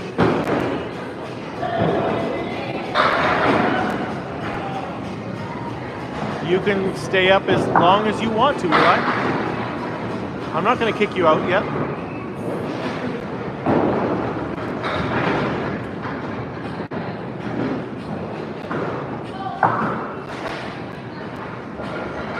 I assume that is JT playing the Britney Spears. And yes, this is Riverwalk Lanes, Amesbury, Massachusetts. Hey, I'm a big Britney fan. I am a big Britney fan.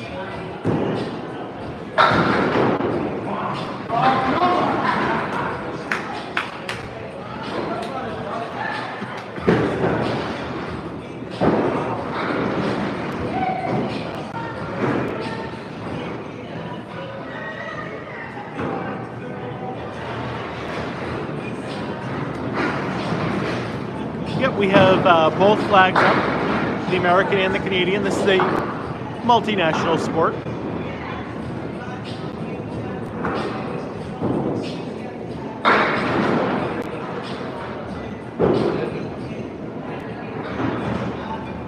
I don't know Maine that well, so.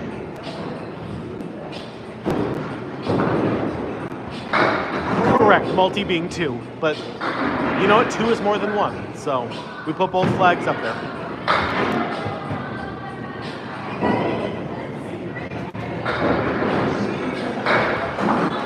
I mean, I was a big fan of her back. Oh no! Ouch! You know, back in the early, like the late '90s, early 2000s. I do not like it, Jeff. But I have no choice. I can't do anything about it. I just have to hope I don't get any copyright strikes tomorrow. So looks like a couple of the pins fell out and then messed everything up.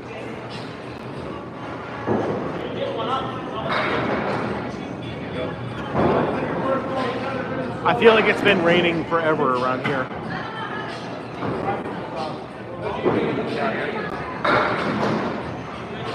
No frost advisories, please. None of that. I'm okay with a little bit of rain. I don't want any more snow.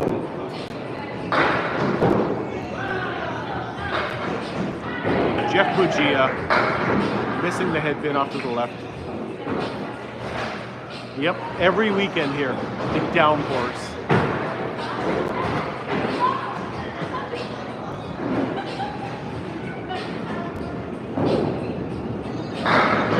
Middle of the week has been decent, but those weekends, just constant rain.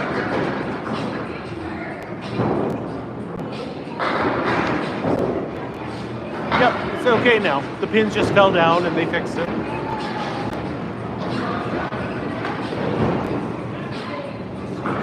Big kahuna. This is called candlepin bowling. It is the best kind of bowling there is. The ball and pins. So the ball can weigh anywhere from 2 pounds 4 ounces to 2 pounds 7 ounces. The pins weigh 2 pounds 8 ounces. The ball cannot weigh more than the pins.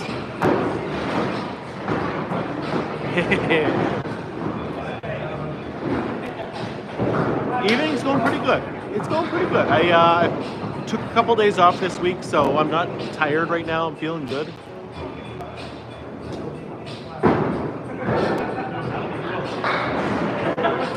Well, remember, I sell bread for a living, so I sell a lot of hamburger and hot dog rolls on the weekends when it's a nice weekend. When it's not a nice weekend, I end up picking up a lot of stale bread because of that. Yes. Even though actually they're a little bit taller than a 10-pin.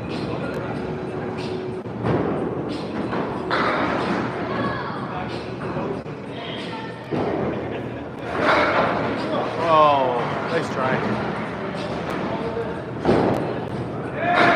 There's a nice spare from Lescarbeau.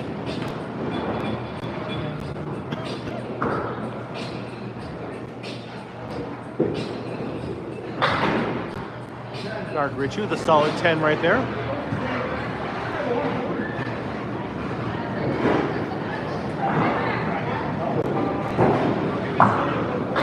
Fantini makes a good bread, but you got to eat their bread within like a day or two, or else it's no good. That's the problem with their stuff.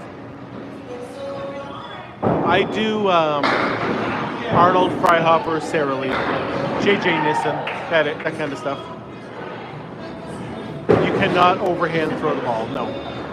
That line that's 10 feet out there, that's called the lob line. Your ball has to make contact with the lane prior to that, or else it's the foul ball, same as if it is a gutter ball.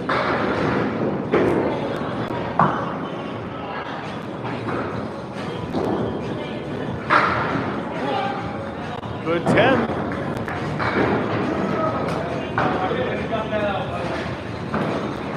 No, we don't put oil on the bread. Just butter. We butter our bread around here. Sara Lee's fine.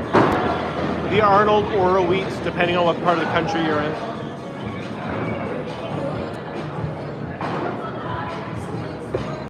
It is much harder.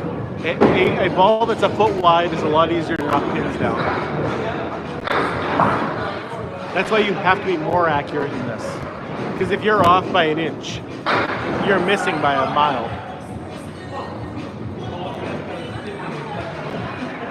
I am the magic bread man, yes.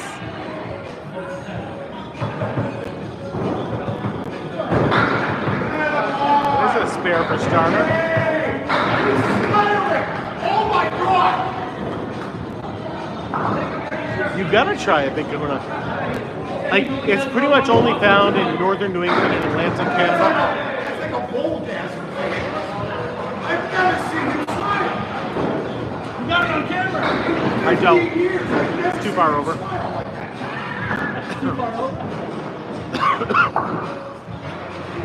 I generally don't have a Boston accent. I've lived around the whole country, so. Country kitchen's the worst. Boo. That was Mark, yeah. This is normal bowling around here. It's called candlepin bowling. It's the best kind there is. Yeah, do you have Oro wheat up there, Stuart? Yeah, that's a nook, that's a cranny, that's a nook, that's a cranny. The highest score I've ever seen is a 204 by Steve Walker. The only 200 I've ever seen. We are in Amesbury, yes. This is Riverwalk Lanes, Amesbury, Massachusetts. Where are the TVs? Riverwalk Lanes wants the vintage feel, so it is still pencil and paper for scoring here.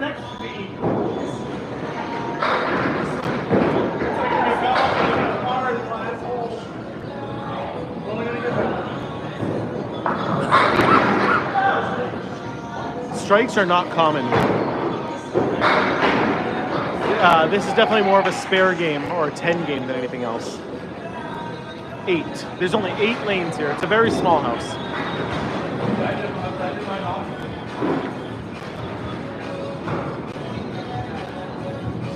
Candlepin bowling is really hard to throw a strike.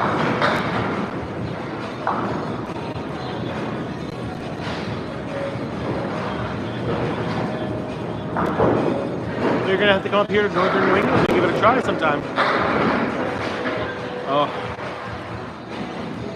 Rough shot there for Ryan Southall. Threw a great ball, but no luck. Same with Matt Lawless there. Another great ball with no luck.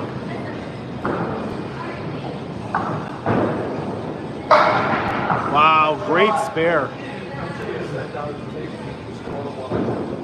They never had TVs here at all. Oh, what a try from Matt Lawless. I believe I've had 5 in one game was the most I ever had. I've thrown 4 in a row once, and that got me $2,400 when I did it.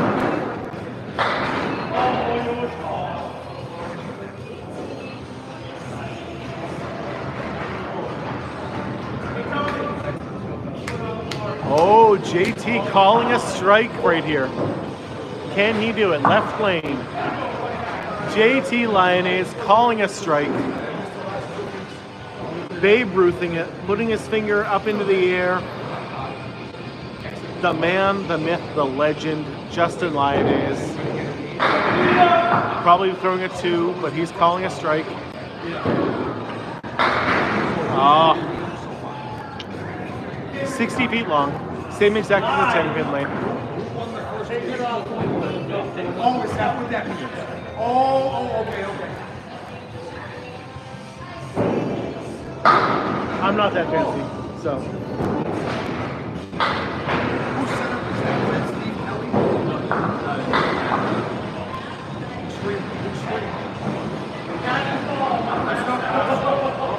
He's announcing, but they usually have somebody else. Might be Steve Kelly. I think that's Steve. Either way.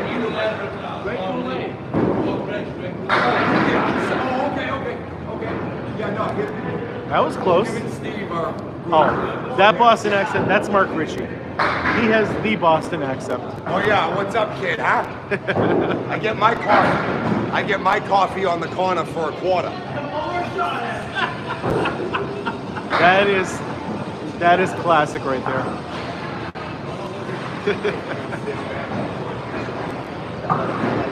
The combat zone. I've heard stories about that. That's before my time, though.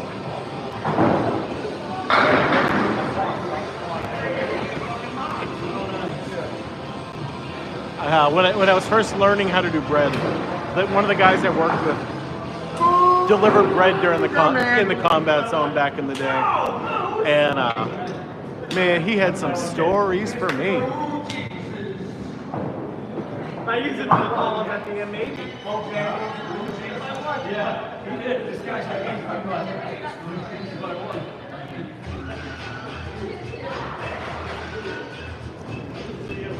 And now they get the good tunes on. No oil on the candlepin lane. Now they put a coating down once in a while to just to protect it, but there's not the oil like you have in tennis. I mean, we put the baking grease down on Mondays, so by now it's pretty much all gone. These are the last 2 bowlers right here. Yeah, usually it's around once a year. Usually during the summer.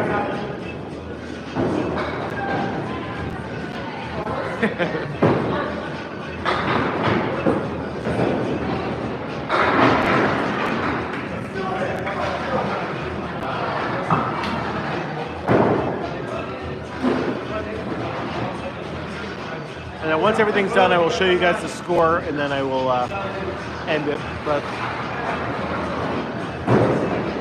I'll let you know who won, who got what, who bowled well, who bowled poorly.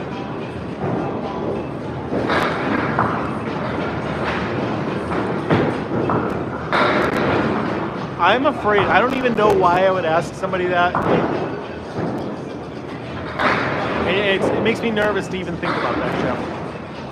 What's the score? I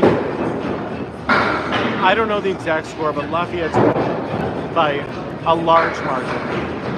I'll show you the scores. Yeah, that is Mark Ricci with the accent. I know. What's going on, David?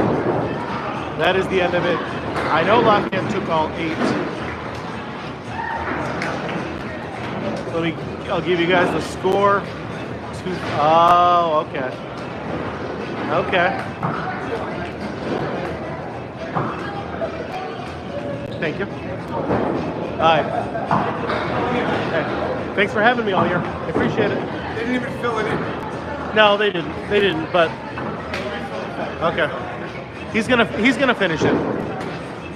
He's gonna finish it all up for me.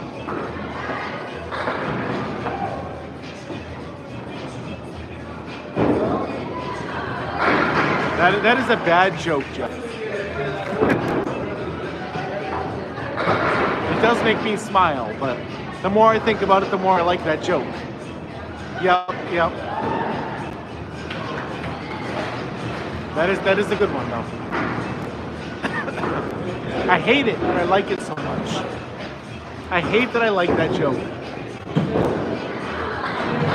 These lanes are 90 years old.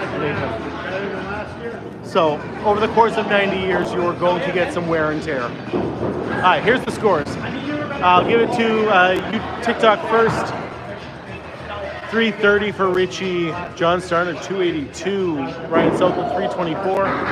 Tourigny and Buggea both around 300. Lafayette taking all of the points, though. There we go, everybody. They have never replaced them. These are the original lanes, believe it or not. After 90 years, they are still working just fine. But anyway, everybody, have a great night on YouTube. Thanks for showing up. Jeff, good seeing you. Isaac, thanks for hanging out. Rick, thanks for hanging out. Canadian Kevin, good seeing you.